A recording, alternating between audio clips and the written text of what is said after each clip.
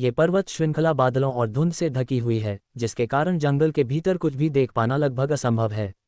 इस समय उस पर्वत श्रृंखला के भीतर एक युवक एक लीमर की तरह चट्टान के चेहरे से एक आध्यात्मिक जड़ी बूटी खींच रहा था। आखिरकार मुझे आत्मा संघनित करने वाली घास मिल ही गई। युवक की आंखें खुशी से चमक उठी जब उसने ध्यानपूर्वक चमकदार बैंगनी आध्यात्मिक जड़ी बूटी तोड़ी। ये युवक कोई और नहीं बल्कि रुद्र था। सिमगढ़ काउंटी शहर छोड़े हुए उसे 1 महीना हो गया था। पिछले महीने में रुद्र ने पहाड़ों और नदियों पर यात्रा की थी, हजारों मील की यात्रा की थी और बड़े पहाड़ों को पार किया था। सिमगढ़ काउंटी शहर शाही राजधानी से बहुत दूर था, लेकिन चयनित प्रतिभाओं के लिए मल्लपर संप्रदाय के मूल्यांकन से पहले अभी भी कुछ समय था। इसलिए रुद्र ने अपनी विभिन्न क्षमताओं को बेहतर बनाने के लिए रास्ते में और अधिक प्रशिक्षण लेने की योजना बनाई। इन पहाड़ों में वह खुले में खाता पीता, सोता और राक्षसी जानवरों से लड़ता रहा, धीरे धीरे अंतर्दृष्टि प्राप्त करता रहा। न केवल वह एक ही झटके में जन्मजात राज्य के अंतिम चरण में पहुंच गया, बल्कि उसकी आत्मिक शक्ति भी धीरे धीरे मजबूत होती गई और देव संहारक भाले पर उसका नियंत्रण अब उतना कठिन नहीं रहा। हालांकि ये स्पष्ट था कि भगवान का वध करने वाले भाले को आसानी से चलाने के लिए रुद्र में अभी भी आवश्यक ताकत की कमी थी। यदि गणना की जाए तो उनकी वर्तमान देव वध कला भी प्रथम स्तर की उत्तम अवस्था पर थी। देव वध कला के 9 स्तर हैं, लेकिन प्रत्येक स्तर को प्रारंभिक, मध्य, अंतिम और पूर्ण चरणों में विभाजित किया गया है। जब उसने पहले स्तर के शुरुआती चरण में प्रवेश किया तो उसकी आत्मिक शक्ति धीरे धीरे बढ़ती गई। मध्य चरण में वह लोगों के मन को प्रभावित कर सकता था और दुश्मनों को चौंका सकता था। पहले स्तर के अंतिम चरण तक रुद्र अपनी आत्मिक शक्ति को धागों में संघनित कर सकता था ताकि लोगों के मन पर आक्रमण कर सके और दुश्मनों को घायल कर सके। पूर्ण अवस्था तक पहुंचने के बाद ही रुद्र स्वर्ग भक्षण शिवालय के प्रथम तल पर लगे सीलबंद प्रतिबंध को तोड़कर ईश्वर संहारक भाला प्राप्त कर सका। हालांकि वह अभी भी इस आध्यात्मिक अस्त्र का अपनी इच्छानुसार उपयोग नहीं कर पा रहा था। इस वस्तु पर पूर्ण नियंत्रण पाने के लिए उसे ईश्वर संहारक कला के दूसरे तल पर कदम रखना पड़ा। हालांकि आगे बढ़ना आसान नहीं था। इसके लिए न केवल समय के साथ संचित साधना की आवश्यकता थी, बल्कि आत्मा सार की बड़ी आपूर्ति की भी आवश्यकता थी। और आत्मा संघनक घास जैसी आध्यात्मिक जड़ी बूटियां स्पष्ट रूप से रुद्र के लिए उसकी ईश्वर वध कला में सुधार करने के लिए सर्वोत्तम आध्यात्मिक सामग्री थीं।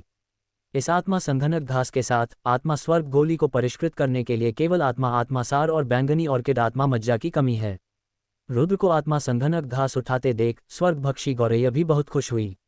इस तरह की गोली उसके लिए बहुत जरूरी थी। अभी रुको, रुद्र ने स्वर्ग भक्षण करने वाली गौरैया की ओर आंखें घुमाईं। उनकी ईश्वर वध कला अभी तक सफल नहीं हुई थी। तुम बहुत कंजूस हो। स्वर्गभक्षी गौरैया एक क्षण के लिए अवाक रह गई। क्या तुम अपनी ताकत वापस पाने के लिए सभी चीजों का सार नहीं खा सकते? रुद्र ने तिरस्कार भरी नजर से कहा, क्या मैं तुम्हें अभी कुछ क्यूई संघनक गोलियां दे दूं? क्यूई संघनक गोलियों का क्या उपयोग है?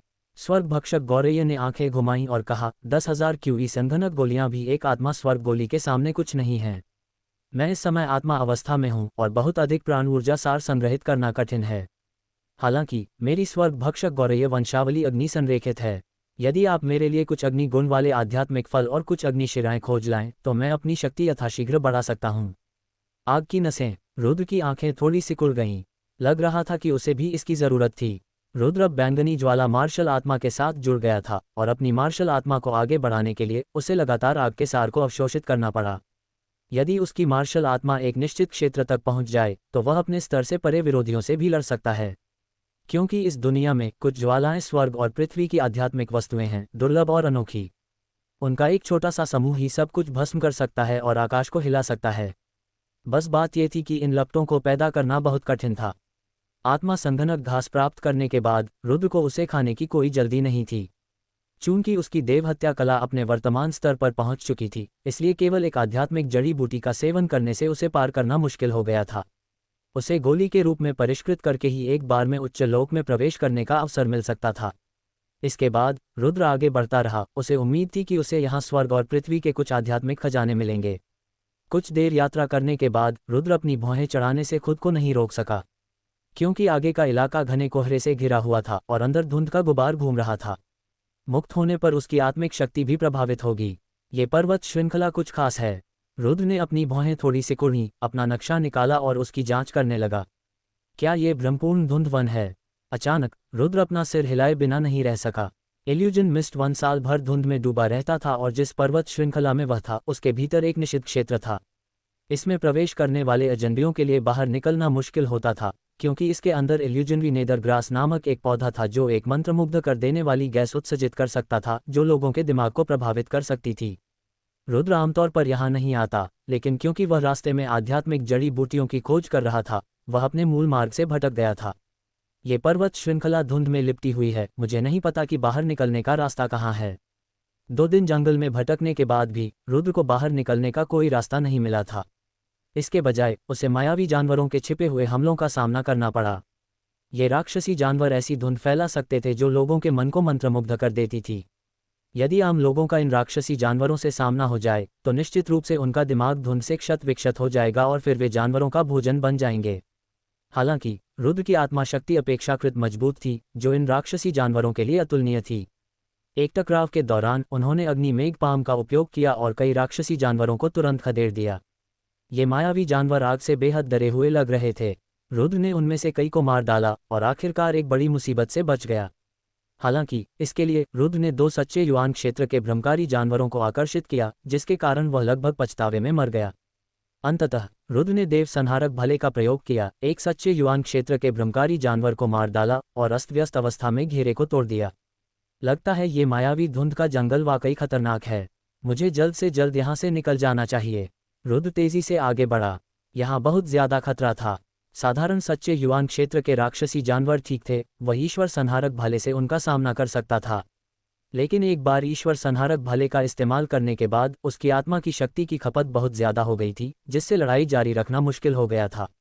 इसलिए वह ज्यादा देर तक नहीं रुक सका और उसे यह जगह छोड़नी पड़ी। मुझे जितनी जल्दी हो सके अपनी ताकत वापस पा लेनी चाहिए। जब रात हो गई तो रुद्र ने अपनी आध्यात्मिक ऊर्जा पुनः प्राप्त करने के लिए एक घाटी के भीतर एक गुफा में साधना करने का फैसला किया। अगले दिन सुबह सुबह धुंध भरे पहाड़ी जंगल में कभी कभार सूरज की रोशनी नीचे आती, जिससे जंगल रोशन हो जाता। चलो पहले यहीं आराम कर लें। अचानक इस घाटी में एक कारवां की आवाज़ गूंज उठी। तीसरी कुमारी की चोटें गंभीर हैं, उन्हें आगे नहीं जाना चाहिए। हमें सचमुच धीरे चलना होगा। कुछ किसान रुक गए और बुदबुदाए। यह एक कारवां था जिसमें लगभग 30 लोग थे। सभी ने एक जैसे कपड़े पहने हुए थे, स्पष्टतः वे एक ही सेना के थे। अफसोस है कि हमारे पास यहाँ कोई मार्ग नहीं है। कुछ बुजुर्ग बीच में खड़ी गाड़ी की ओर चिंतित निगाहों से देखते हुए बार बार आह भर रहे थे। अगर हमारे पास मार्ग होता तो थर्ड मिस का जहर उतर जाता और हम जल्द से जल्द उत्तरी शहर लौट सकते। वह कपिल परिवार बहुत ही नीच है। उन्होंने वास्तव में वहां घात लगाकर हमला किया था, स्वर्गीय ज्वाला टोकन हथियाने की कोशिश में। ये बस एक ख्वाहिश है। कुछ लोगों की आंखों में ठंडक दिखाई दी और वे खुद को रोक नहीं पाए और एक ठंडी सिसकारी भर दी, जो तथाकथित कपिल परिवार के प्रति नाराजगी से भरी हुई लग रही थी। अब और मत बोलो। बोलते समय प्रमुख बुजुर्ग की आंखें सिकुड़ गईं। ये बुजुर्ग लगभग 50 साल का था, फिर भी उसकी पीठ चौड़ी और शरीर बलिष्ठ था, जिससे वह बलवान और ऊर्जावान दिखाई देता था। उसकी आंखें चमक से चमक रही थीं और उसकी भौहों के बीच एक असाधारण आभा व्याप्त थी, जिससे एक नज़र में ही पता चल जाता था कि वह सच्चे युआन क्षेत्र का सच्चा विशेषज्ञ था। उसके बोलने के बाद उसके आसपास खड़े लोगों ने बातचीत बंद कर दी। जब सभी लोग रुक गए तो उन्होंने तुरंत ही व्यवस्थित ढंग से शिविर स्थापित करना शुरू कर दिया। चलो आज एक दिन यहीं आराम करते हैं। सब लोग खूब आराम करो और अपनी ऊर्जा पुनः प्राप्त करो। वह कपिल परिवार निश्चित रूप से आसानी से हार नहीं मानेगा। पास ही खड़े एक अधेड़ उम्र के व्यक्ति ने गहरी आवाज में कहा। यह व्यक्ति भी जनजात राज्य के उत्तम स्तर पर था और उसकी आवाज गरजने जैसी थी, जो काफी प्रभावशाली लग रही थी। दूसरे मास्टर, तीसरे मिस की हालत बिगड़ती जा रही है। एक तंबू के अंदर से चिल्लाने की आवाज आए। हरे रंग के कपड़े पहने एक युवती बाहर आए। उसका चेहरा चिंता से भरा हुआ था और वह आवाज दे रही थी। रोंगर का जहर भड़क गया है। सच्चे युआन राज्य के बुजुर्ग ने भौहें चढ़ाईं और जल्दी से तंबू में प्रवेश किया। अफसोस, इस बार कपिल परिवार बहुत ही नीच था। उन्होंने न सिर्फ हम पर घात लगाया बल्कि जहर का भी इस्तेमाल किया। इस बार तीसरी मिस को जहर दिया गया है। अगर वह इससे बच नहीं पाई तो मुझे डर है कि उनकी जान खतरे में पड़ जाएगी। कितने दुख की बात है, हमारे उत्तरी शहर की सबसे सुंदरता इस हालत में पहुंच गई है। कुछ तंबुओं के पास कई युवक इकट्ठे हुए। उनकी भौहें सिकुड़ी हुई थीं और वे बीच में लगे तंबू की ओर देख रहे थे। सभी अफसोस जता रहे थे। ये सचमुच दुख की बात होगी यदि इतनी सुंदर महिला ऐसे ही नष्ट हो जाए।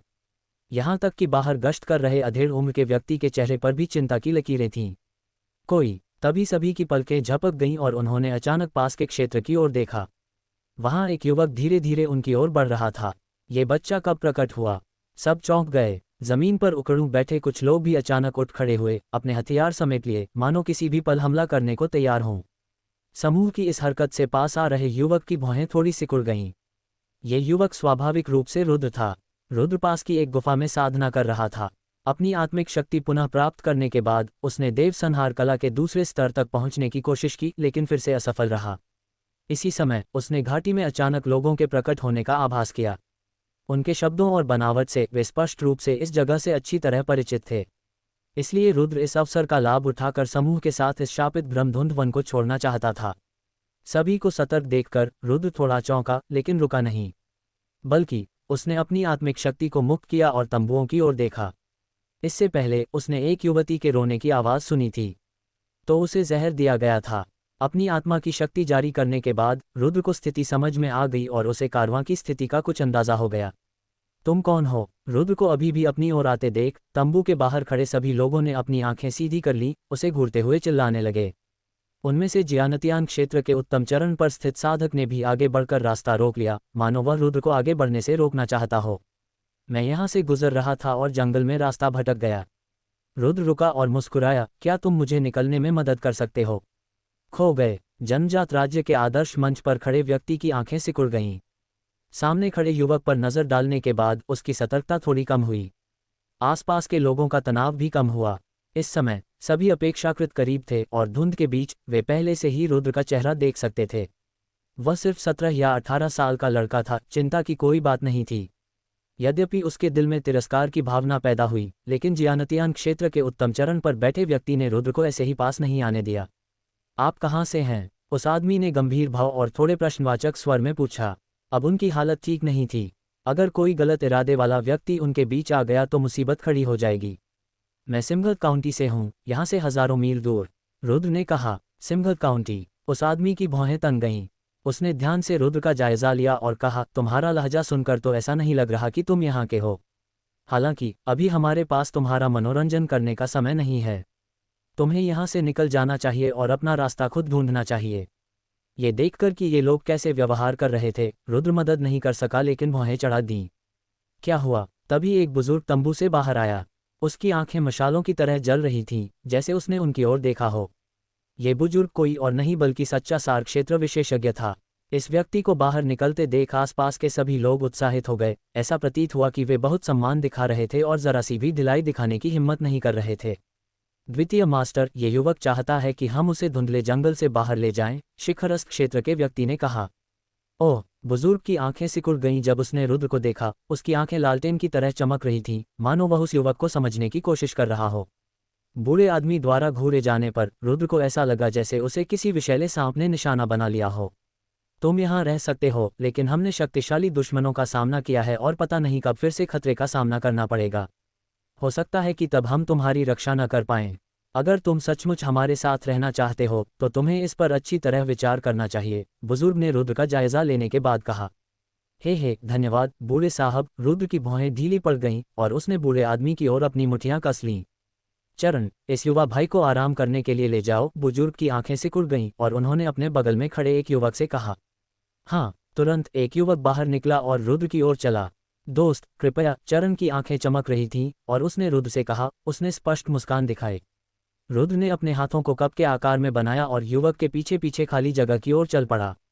इसके बाद उस आदमी ने रुद्र के लिए एक साधारण तंबू स्थापित किया। भाई जियो, आप अभी यहीं आराम कर सकते हैं। कुछ बातचीत के बाद युवक को रुद्र का नाम पता चला। वह इस युवक से काफी प्रभावित हुए जिसने अकेले उत्तरी शुष्क पर्वत श्रृंखला में जाने का साहस किया। परेशानी के लिए धन्यवाद भाई वीर, रुद्र ने युवक को देखकर मुस्कुराया। अभी अभी हुई बातचीत से रुद्र को पता चला कि यह समूह उत्तरी शुष्क शहर के वीर कबीला के साधकों का एक दल था। इन लोगों ने यहाँ दुश्मन के हमले का सामना किया था, जिसमें उन्हें काफी नुकसान हुआ था और अब उन्होंने सांस लेने के लिए यहाँ आराम करने की योजना बनाई थी। इसके अलावा चरण ने ज्यादा कुछ नहीं कहा। स्पष्ट रूप से उसे अजनबी रुद्र के बारे में कुछ संदेह था। दरअसल रुद्र अपनी आत्मिक शक्ति से पहले से ही काफी कुछ जानता था, लेकिन क्योंकि वीर परिवार बहुत संवेदनशील था, उसने कुछ नहीं कहा। शक पैदा करने से सिर्फ बेवजह परेशानी ही होती, इसलिए उसने ज्यादा सवाल नहीं पूछे। जैसे ही रात हुई, समूह ने घाटी में अलाव जलाए, जिनकी चमकदार लपटें आसमान में उठ रही थीं, जिससे वे विशेष रूप से ध्यान आकर्षित कर रहे थे। ऐसा इसलिए किया गया ताकि रात में प्रेत जानवर उन पर हमला न कर सकें। ये प्रेत जंतु आग से डरते थे तथा बड़ी आग जलाने पर वे आसानी से पीछे हट जाते थे। मध्य रात्रि में वीर परिवार के सभी सदस्य ध्यान कर रहे थे तथा अपनी क्षीण हो चुकी सच्ची क्यूई को पुनः प्राप्त करने का प्रयास कर रहे थे। जैसे ही चांद डूबने लगा और सूरज उगने वाला था, अचानक एक चौंका देने वाली चीख सुनाई दी। दूसरा मास्टर, तीसरी मिस बेहोश हो गई है। एक युवा लड़की की चौंक कर रोने की आवाज़ अचानक घाटी में गूंज उठी, जिससे विभिन्न तंबुओं में मौजूद सभी लोग जाग गए। क्या रोनगर बेहोश है? धर्मेश की आंखें झुक गईं और वह पहाड़ की तरह तेजी से उस तंबू की ओर बढ़ा। मैंने कल ही उसके लिए जबरदस्ती जहर दबा दिया था और मुझे उम्मीद नहीं थी कि उसका असर इतनी जल्दी वापस आ जाएगा। कपिल परिवार ने जो जहर इस्तेमाल किया था वह वाकई असाधारण है। तंबू में प्रवेश करते ही उसके सामने एक युवा लड़की प्रकट हुई जिसका चेहरा काला था। इस समय लड़की तंबू के अंदर एक खाट पर लेटी हुई थी, उसका असली रूप लगभग पहचाना नहीं जा सकता था। दूसरे मास्टर, क्या आप तीसरी मिस को जगा सकते हैं? उसके बगल में बैठी युवा लड़की ने उत्सुकता से पूछा। अब रोंगर का जहर उसके पूरे शरीर में फैल गया है। मैं भी इसे मुश्किल से दबा पा रहा हूँ। इसके परिणाम अच्छे नहीं हैं। धर्मेश ने बार बार अपना सिर हिलाया, फिर आह भरी, हाय, अगर मैं ऐसे ही लौट आया तो अपने बड़े भाई को कैसे समझाऊंगा? तो फिर हमें क्या करना चाहिए? छोटी लड़की चिंता से भर गई। सिस्टर रोंग इतनी अच्छी इंसान है, उन्हें ऐसा कैसे हो सकता है? क्या तीसरी मिस बेहोश है? धिक्कार है कपिल परिवार पर। उत्तरी शुष्क शहर लौटकर हमें उनसे हिसाब बराबर करना ही होगा। ये खबर सुनकर बाहर मौजूद वीर परिवार के सभी साधक भड़क उठे। इस बार उन्होंने घात लगाकर किए गए हमले में अपने 1 दर्जन से ज्यादा भाइयों को खो दिया था और उन्हें उम्मीद भी नहीं थी कि उनकी तीसरी कुमारी, जिसे सब देवी मानते थे, का भी इतना दुखद अंत होगा, जिससे सभी बेहद क्रोधित हो गए। तुम्हारी युवा मालकिन को जहर दिया गया है। जब सभी लोग गुस्से से भर गए तो रुद्र ने पास आकर पूछा। हाँ, चरण ने गहरी भौहें चढ़ाते हुए कहा। परसों हम पर घात लगाकर हमला किया गया था और थर्ड मिस बुरी तरह प्रभावित हुई थीं। अफसोस, बिना विषण गोलियों के मुझे डर है कि वह इसे सहन नहीं कर पाएंगी। दुर्भाग्य से इस उत्तरी शुष्क पर्वत श्रृंखला से बाहर निकलने में अभी कई दिन और लगेंगे। जहर, रुद्र ने अपनी आंखें सिकुड़ते हुए कहा, शायद मैं कोशिश कर सकता हूँ। दरअसल उसे अपनी आत्मिक शक्ति से इस बारे में पहले ही पता चल गया था, लेकिन ये बहुत ही आश्चर्यजनक था। अगर यह बात लीक हो जाती तो वीर परिवार को शक हो सकता था, इसलिए रुद्र ने यह नहीं बताया कि उसे इसके बारे में पहले से पता था। तुम? चरण ने भौहें चढ़ाईं और कुछ संदेह के साथ रुद्र को देखा। थर्ड मिस जिस जहर से पीड़ित हैं उसे साधारण विषण चूर्ण से नहीं उतारा जा सकता, केवल विषण गोली ही काम करेगी। आपके पास और क्या उपाय हो सकता है? उनके बगल में खड़े वीर परिवार के कुछ शिष्यों ने संदेह से भरी नजरों से रुद्र की ओर देखा। लगभग किसी ने भी उस पर विश्वास नहीं किया। मैं एक चिकित्सक हूँ और संयोग से मुझे विषण के कुछ तरीके पता हैं। रुद्र ने हाथ फैलाए और मुस्कुराया। मुझे लगता है कि अगर मैं जहर को पूरी तरह से ठीक नहीं भी कर पाऊँ तो कम से कम जहर की गंभीरता को थोड़ा कम जरूर कर सकता हूँ, ताकि वह उत्तरी शुष्क शहर तक टिक सके। इस तरह आप दूसरे तरीके खोज सकते हैं। चिकित्सक? चरण की आंखों में आश्चर्य झलक रहा था और वह खुद को रोक नहीं सका और बोला, क्या आप सचमुच एक चिकित्सक हैं? तुम एक चिकित्सक हो? उसके बगल में खड़े वीर परिवार के कुछ सदस्य संदेह से भरे हुए थे। सिर्फ 16-17 साल का एक युवक चिकित्सक कैसे हो सकता है? लगभग सभी लोग शंकालु लग रहे थे, रुद्र पर पूरी तरह से अविश्वास कर रहे थे। मैं चिकित्सक हूं या नहीं, यह आपको जल्द ही पता चल जाएगा। रुद्र ने अपने हाथ फैलाए और मुस्कुराया। ठीक है, मैं एक बार तुम्हारी बात पर विश्वास करूंगा। चरण ने सिर हिलाया और रुद्र को तंबू में ले गया। दूसरे मास्टर, ये युवा मास्टर रुद्र कहता है कि वह मिस रोन के जहर को कम कर सकता है। चरण ने तंबू में प्रवेश करने के बाद जोर से घोषणा की। धर्मेश की आंखें तांबे की घंटियों की तरह रुद्र को घूरते हुए मुड़ गईं और कहा, क्या आप रोनगर के जहर को कम कर सकते हैं? उनका स्वर भी संदेह से भरा था। मिस मीरा का जहर अभी ठीक नहीं हो सकता। चूंकि आपके पास कोई और रास्ता नहीं है तो क्यों ना मैं कोशिश करूं? रुद्र ने खाट पर पड़ी राख जैसे चेहरे वाली लड़की की तरफ लापरवाही से देखते हुए फिर अपने हाथ फैलाते हुए कहा। तो फिर तुम क्या इनाम चाहते हो? धर्मेश ने पूछा। इनाम? रुद्र थोड़ा चौंका, फिर मुस्कुराया। मुझे दूसरों पर एहसान जताना पसंद नहीं। चलो, इसे इस धुंध भरे जंगल से मुझे बाहर निकालने की कीमत मान लेते हैं। इस तरह हम बराबर हो गए और एक दूसरे पर एहसान करने की कोई बात नहीं है। ठीक है। रुद्र की बात सुनकर धर्मेश की आंखें सिकुड़ गईं। चूंकि ऐसी बात है तो चलो कोशिश करते हैं। इस समय उसे इस युवक के प्रति एक अजीब सद्भावना का एहसास हुआ। क्या तुम सचमुच उसे कोशिश करने दे रहे हो? उसके बगल में खड़ी हरे कपड़े वाली लड़की संदेह से भरी हुई थी। ये ठीक है। धर्मेश ने अपना हाथ हिलाया। तुम्हारी युवा मालकिन को जहर कैसे मिला? रुद्र खाट के पास गया, उसे देखा और फिर मुड़कर पूछा। मेरी युवा मालकिन को एक जहरीले तीर से चोट लग गई है, उसके बगल में खड़ी हरे कपड़े वाली लड़की ने कहा। जहरीला तीर? रुद्र ने भौहें चढ़ाकर कहा, क्या तीर का सिरा हड्डी तक घुस गया? हरे कपड़े पहने लड़की ने कहा, तीर का सिरा न केवल हड्डी तक गया बल्कि उसकी छाती को भी भेद गया। ओह! रुद्र की भौं थोड़ी सिकुड़ गई। धर्मेश ने पूछा, मुझे आश्चर्य है कि क्या छोटे भाई के पास रोंगर के जहर को स्थिर करने का कोई तरीका है। मेरे पास अपने तरीके हैं। रुद्र ने भौहें उठाईं और कहा, आपको पहले बाहर इंतजार करना चाहिए। हम बाहर चलें? हरे कपड़े वाली लड़की चौंकी। क्यों? यहाँ आपके साथ रहना मेरे लिए असुविधाजनक है, रुद्र ने कहा। लड़की के शरीर में तीर घुस गया था और जहर निकालना बहुत मुश्किल होगा। वह लोगों को किनारे कैसे रहने दे सकता था। ठीक है, हम अभी पीछे हटेंगे, धर्मेश ने थोड़ा सोचा। लेकिन हरे कपड़े वाली लड़की ने अभी भी जाने से इनकार कर दिया। ऐसा लग रहा था कि वह रुद्र के यहाँ अकेले होने से असहज थी।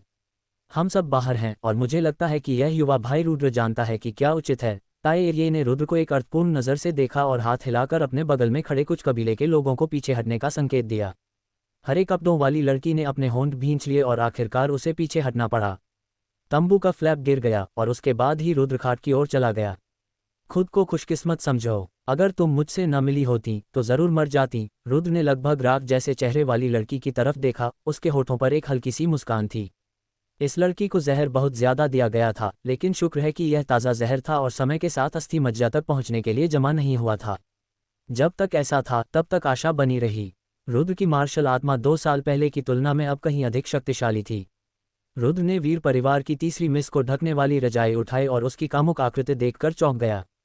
2 पर्वतों जैसी ऊंची उभरी हुई चोटियों का एक जोड़ा, लेकिन दुर्भाग्यवश बाईं ओर एक घाव था जो लगभग उसके हृदय तक पहुंच रहा था। ये जगह थोड़ी मुश्किल है। रुद्र की भौहें थोड़ी सिकुड़ गईं।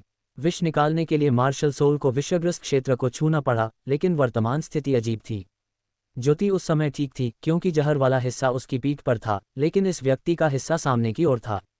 किसी की जान बचाना जरूरी है, इतनी चिंता क्यों? रुद्र ने थोड़ा सोचा। एक चिकित्सक के हृदय से उसने तुरंत ध्यान भटकाने वाले विचारों को किनारे कर दिया और निर्णायक कार्रवाई करने का फैसला किया। अगर वह और देर करता और जहर लड़की के दिल तक पहुंच जाता तो उसकी मार्शल आत्मा की मदद से भी बहुत देर हो चुकी होती। अगले ही पल रुद्र ने लड़की के घाव के चारों ओर के कपड़े खोल दिए, जिससे एक सुगंधित कंधा दिखाई दिया। हालांकि इस समय सुगंधित कंधा देखना कुछ असहनीय था, पूरी तरह से काला, जिससे आगे देखने में कोई दिलचस्पी नहीं बची।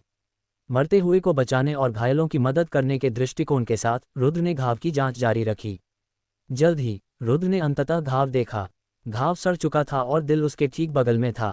ये देखकर रुद्र मन ही मन उस लड़की के लिए खुद को भाग्यशाली महसूस करने से खुद को नहीं रोक सका। अगर तीर उसके दिल में लगा होता तो परिणाम अकल्पनीय होते। जहर के असर से लड़की बेहोश रही। रुद्र ने उसे धीरे से चारपाई पर धकेल दिया और वे दोनों एक दूसरे के सामने बैठ गए। जैसे ही बैंगनी प्रकाश टिमटिमाया, जैद हरे प्रकाश से चमकती एक शाखा रुद्र की हथेली में दिखाई दी। यह शाखा किसी ब्रांड की तरह थी। जैसे ही रुद्र ने अपना हाथ बढ़ाकर लड़की के घाव पर रखा, एक हरी रोशनी भी फूट पड़ी और जीवन का एक सार घाव में समा गया। यदि कोई ध्यान से देखे तो उसे पता चलेगा कि जीवन शक्ति वास्तव में सड़ते हुए घाव से निकल रही थी। कुछ परिगलित मांस निकल रहा था तथा नया ऊतक ऐंठने और बढ़ने लगा था। और मार्शल सोल ने भी विषाक्त पदार्थों को अवशोषित करना शुरू कर दिया। यह एक लंबी प्रक्रिया थी और इसमें जल्दबाजी नहीं की जा सकती थी, अन्यथा रुद्र भी शक्तिशाली विष के क्षरण का विरोध करने में असमर्थ हो जाता। थोड़े प्रयास के बाद और विष की ताकत को महसूस करते हुए रुद्र ने बड़ी मात्रा में विष को अवशोषित करने के लिए अपनी मार्शल आत्मा को नियंत्रित करना शुरू कर दिया, क्योंकि अब उसकी मार्शल आत्मा इस प्रकार के विष को संभालने में सक्षम थी। जैसे जैसे मार्शल सोल ने लगातार जहर निकाला, लड़की का रंग अंततः सुधरने लगा। हालांकि जैसे जैसे समय बीतता गया, बाहर के लोगों की चिंता बढ़ती गई। दूसरे मालिक, क्या आपको लगता है कि वह सचमुच तीसरी युवती के जहर को कम कर सकता है? हरे वस्त्र पहने लड़की ने अपने होंठ भींच लिए, बीच बीच में तंबू की ओर देखती रही। उसकी गहरी टिमटिमाती आंखें चिंता से भरी थीं। उसे यकीन नहीं हो रहा था कि जिस युवक से उसकी मुलाकात अभी अभी संयोग से हुई थी, उसके पास ऐसी क्षमता हो सकती है। आशा करते हैं ऐसा ही हो। द्वितीय मास्टर वीर ने गहरी सांस लेते हुए अपनी दाढ़ी पर हाथ फेरा। इतने समय बाद भी कोई हलचल क्यों नहीं हुई? पास में खड़े एक युवक ने भौहें चढ़ाईं। क्या हमें अंदर जाकर देखना चाहिए? ये सुनकर आसपास खड़े कुछ युवाओं की आंखें चिंता से लाल हो गईं। बकवास, एक बुजुर्ग ने डांटा। अगर तुम इस व्यक्ति को नाराज करोगे तो क्या तुम उसके परिणाम भुगत सकते हो? इस समय तंबू के अंदर महिला की त्वचा की रंगत में सुधार होने लगा। रुद्र अपने मन में डूबा हुआ था, अपनी मार्शल स्पिरिट को नियंत्रित कर रहा था ताकि एक एक करके विषाक्त पदार्थों को घोला जा सके। कुछ ही देर बाद उसके सामने बैठी महिला, जिसकी आंखें कसकर बंद थीं, थोड़ा हिली, फिर उसकी लंबी पलकें कांपने लगीं और उसकी आंखें अचानक खुल गईं। उसकी आंखें धुंधली थीं, मानो कोई अभी अभी किसी सपने से जागा हो, और थोड़ी उलझन भी थी। जब उसने आगे देखा तो उसने देखा कि एक अजीब आदमी उसके सामने पालथी मारकर बैठा है। इस अजीबोगरीब दृश्य को देखकर वह एकदम हैरान हो गई। क्या हो रहा है? मीरा को संदेह हुआ। तुम जाग रहे हो? रुद्र, जो विषाक्त पदार्थों को भंग करने के लिए अपनी मार्शल स्पिरिट को नियंत्रित करने पर ध्यान केंद्रित कर रहा था, विस्मयादिबोधक से चौंक गया और उसने अपनी आंखें खोल दीं। तुम कौन हो? मीरा ने अपना ज़ैड जैसा हाथ उठाया और अपने सामने खड़े रुद्र की ओर देखा। लगता है आप काफ़ी अच्छी तरह से ठीक हो गई हैं। रुद्र ने युवती की ओर देखते हुए हल्की सी मुस्कान दी। मिस, मुझे लगता है आपने गलतफहमी जताई है, रुद्र ने कहा। अभी तो मैं आपके लिए जहर निकाल रहा था। गलत समझा? मीरा ने उलझन के भाव से रुद्र की ओर देखा। मेरे बिना क्या तुम जाग सकते थे? रुद्र ने थोड़ा भौहें चढ़ाते हुए कहा। खुद महसूस करो, क्या तुम्हारे शरीर में मौजूद विषाक्त पदार्थ खत्म हो रहे हैं? रुद्र ने जहर निकालने के लिए अपनी मार्शल स्पिरिट को सक्रिय करना जारी रखा। ये वास्तव में ऐसा ही है। थोड़ी देर के लिए यह महसूस करने के बाद मीरा ने अपनी आंखें झपकाईं, फिर आश्चर्य से देखा। मैं तुम्हारे लिए जहर निकाल रहा था, तुम्हारी जान बचा रहा था, इसलिए यह वैसा नहीं है जैसा तुम सोच रहे हो, रुद्र ने कहा। मिस, आप जाग रही हैं। तंबू के अंदर से आवाज़ सुनकर हरे वस्त्र पहने लड़की ने प्रसन्नता से भरे चेहरे के साथ पूछा। हाँ, मीरा ने उत्तर दिया। ये बहुत अच्छी बात है, मुझे देखने दो कि अब तुम कैसे हो। हरे वस्त्र पहने लड़की काफ़ी खुश लग रही थी और अंदर आने ही वाली थी। रुको, मीरा ने उसकी बात सुनकर उसे तुरंत रोका। अभी तुम बाहर इंतजार करो, वरना जहर निकालने वाले इस युवा मालिक पर इसका असर पड़ेगा। ओह, हरे वस्त्र पहने लड़की ने अपने कदम रोक लिए। ठीक है, चलो बाहर प्रतीक्षा करते हैं, द्वितीय मास्टर वीर ने प्रसन्न होकर कहा। इसके बाद वीर परिवार के सदस्य एक ओर हट गए। रुद्र ने तीसरी युवा महिला वीर के लिए जहर निकालना जारी रखा। रुद्र की मार्शल स्पिरिट के तहत वे विषाक्त पदार्थ कुछ भी नहीं थे और आसानी से घुल गए थे। जैसे जैसे समय बीतता गया, तीसरी युवती वीर का रंग धीरे धीरे अपनी पुरानी चमक वापस पा रहा था। उसके शरीर का नीला काला रंग बहुत पहले ही फीका पड़ चुका था और उसकी त्वचा बर्फ की तरह सफ़ेद, जमी हुई चर्बी की तरह एक युवा आभा बिखेर रही थी। रुद्र ने अपनी आंखें बंद कर लीं और अपनी मार्शल स्पिरिट का उपयोग करके कुछ विषाक्त पदार्थ इकट्ठा करने की कोशिश करने लगा। ये जानने के बाद कि उसकी मार्शल स्पिरिट स्वर्ग और पृथ्वी की समस्त सार ऊर्जा के साथ मिलकर अग्नि गुणित शाखाओं और शीत गुणित शाखाओं को जन्म दे सकती है, रुद्र के मन में अपनी मार्शल स्पिरिट की शाखाओं को लगातार बढ़ाने के लिए समस्त सार ऊर्जा को एक साथ मिलाने का विचार आया। शायद यही मार्शल स्पिरिट का अंतिम मार्ग था। हालांकि वर्तमान में उन्होंने केवल थोड़ी मात्रा में विषाक्त पदार्थों को इकट्ठा करने का साहस किया, क्योंकि उन्हें डर था कि इससे उनके दिमाग पर असर पड़ेगा। उसकी मार्शल स्पिरिट अभी तक अपने असली स्वरूप में नहीं आई थी और उसकी शक्ति सीमित थी। हर चीज़ को इंतजार करना पड़ा। जैसे जैसे समय बीतता गया, तीसरी युवती वीर भी काफ़ी उब गई। उसकी खूबसूरत आंखें झपकने लगीं और उसकी नज़र चुपके से सामने खड़े युवक पर पड़ गई। उस युवक ने उस समय अपनी आंखें कसकर बंद कर रखी थीं और उसका थोड़ा बचकाना सा चेहरा काफ़ी सुंदर लग रहा था। युवक की तलवार जैसी भौहें उसकी कनपटियों तक पहुंच रही थीं, उसके चेहरे की विशेषताएं स्पष्ट थीं और उसकी भौहों के बीच वीरता का आभास था, जिससे वह इस उम्र में भी काफ़ी असाधारण लग रहा था। फुफ फुफ, तभी अचानक हवा के फटने की आवाज़ें गूंजने लगीं। अच्छा नहीं, दुश्मन का हमला। ये कपिल परिवार है। जब हवा के फटने की आवाज़ें गूंजीं तो पूरी घाटी तुरंत ही हलचल का दृश्य बन गई और पहाड़ों और जंगलों में चीखें गूंजने लगीं। वीर परिवार के सदस्यों ने एक एक करके अपने हथियार उठाए, एक पंक्ति बनाई और तैयार खड़े हो गए। इस समय द्वितीय गुरु वीर परिवार के सदस्यों में सबसे आगे खड़े थे। उनके हाथ में एक बड़ी कृपाण थी, उनकी लंबी दाढ़ी लहरा रही थी, उनका आभामंडल प्रभावशाली था। उनकी आंखें ठंडी निगाहों से सामने की ओर देख रही थीं, मानो कोई क्रोधित सिंह किसी भी क्षण भयंकर आक्रमण के लिए तैयार हो। हालांकि सेकंड मास्टर वीर ने इस समय कोई जल्दबाजी नहीं की, क्योंकि घाटी के दोनों ओर चुस्त दुरुस्त कपड़े पहने लोग लगातार आ रहे थे। ये लोग क्रॉसबो और जहरीले तीर लिए हुए थे और एक निश्चित दूरी पर पहुंचकर तीर चलाने की तैयारी में थे। ये लोग कोई और नहीं बल्कि कपिल परिवार थे। कुछ दिन पहले वीर परिवार को भी इसी तरह के हमले का सामना करना पड़ा था और कई लोगों की जान चली गई थी। दूसरे मास्टर, हमें क्या करना चाहिए? एक अधेड़ उम्र का आदमी आया, उसका चेहरा चिंता से भरा हुआ था और बोला, इस बार जितने लोग लाए हैं वे पिछली बार से भी ज़्यादा हैं। मुझे उम्मीद नहीं थी कि वे हमें इतनी जल्दी ढूंढ लेंगे। दूसरे मास्टर वीर की भौहें तन गईं। पहले उन्हें सुबह ही यहाँ से निकल जाना था, लेकिन बदकिस्मती से तीसरी युवती का जहर असर कर गया और उसके लिए जहर निकालने में उन्हें आधे घंटे की देरी हो गई, जिससे अब ये खतरनाक स्थिति पैदा हो गई है। सामने दूर पहाड़ी से दो किसान अचानक नीचे उतर आए। हा, दूसरे मास्टर वीर, इस बार आपके पास भागने के लिए कोई जगह नहीं है। दोनों आदमी एक के बाद एक नीचे उतरे। कुणाल, मिलिंजेश, दूसरे मास्टर वीर की आंखें अंधेरी हो गईं। स्वर्गीय ज्वाला का चिन्ह सौंप दो, वरना तुम सब आज बिना दफन के मर जाओगे। कुणाल लगभग 40 साल का था, लंबा नहीं, लेकिन उसकी आंखें चील जैसी तेज थीं, एक अदम्य आभा बिखेर रही थीं।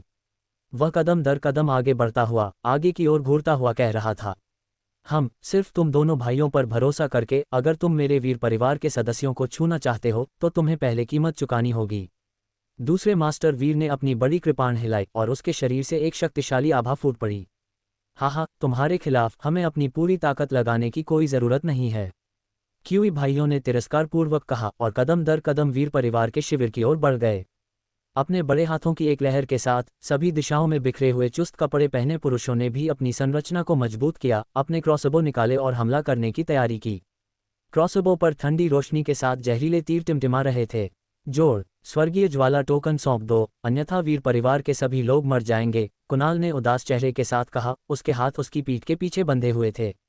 यदि तुम लड़ना चाहते हो तो लड़ो, द्वितीय मास्टर वीर ने अपनी लंबी कृपाण को हिलाते हुए कहा। उसकी गति पहाड़ जैसी थी, वह पीछे हटने से इनकार कर रहा था। वे पहले से ही प्राणघातक शत्रु बन चुके थे, वे पीछे कैसे हट सकते थे। यदि स्वर्गीय ज्वाला टोकन कपिल परिवार के हाथों में पड़ गया तो उनके वीर परिवार को और भी अधिक खतरे का सामना करना पड़ेगा। हमला करो। दूसरे मास्टर वीर की जिद देखकर कुणाल की आंखें गहरी हो गईं। उसने तुरंत हाथ हिलाकर आदेश दिया, एक भी जिंदा मत छोड़ना।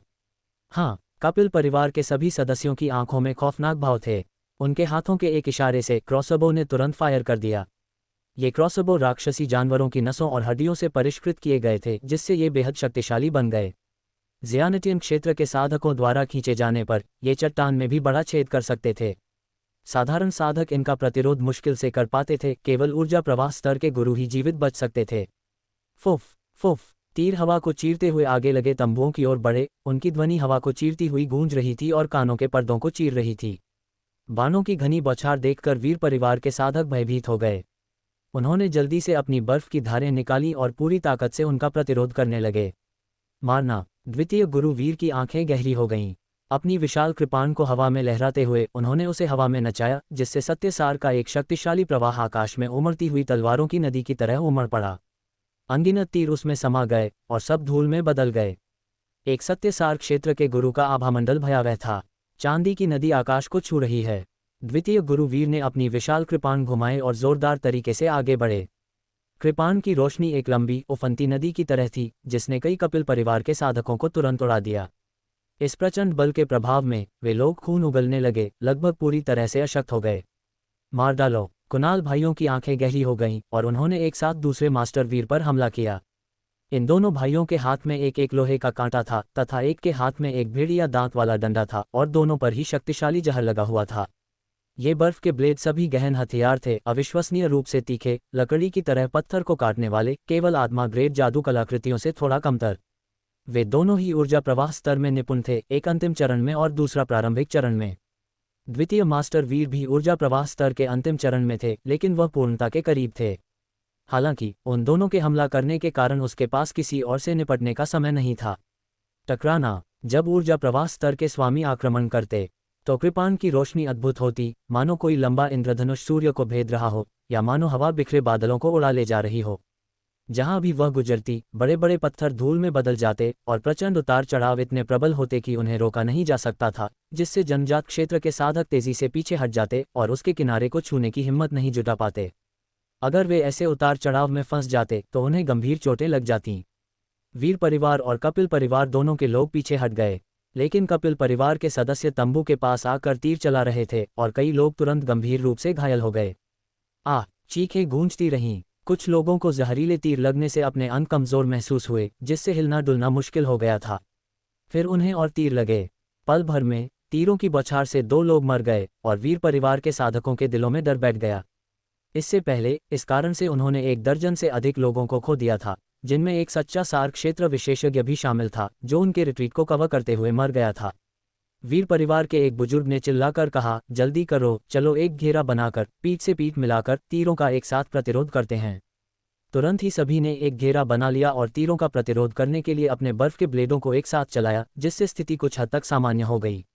लेकिन फिर भी लोग घायल हो रहे थे।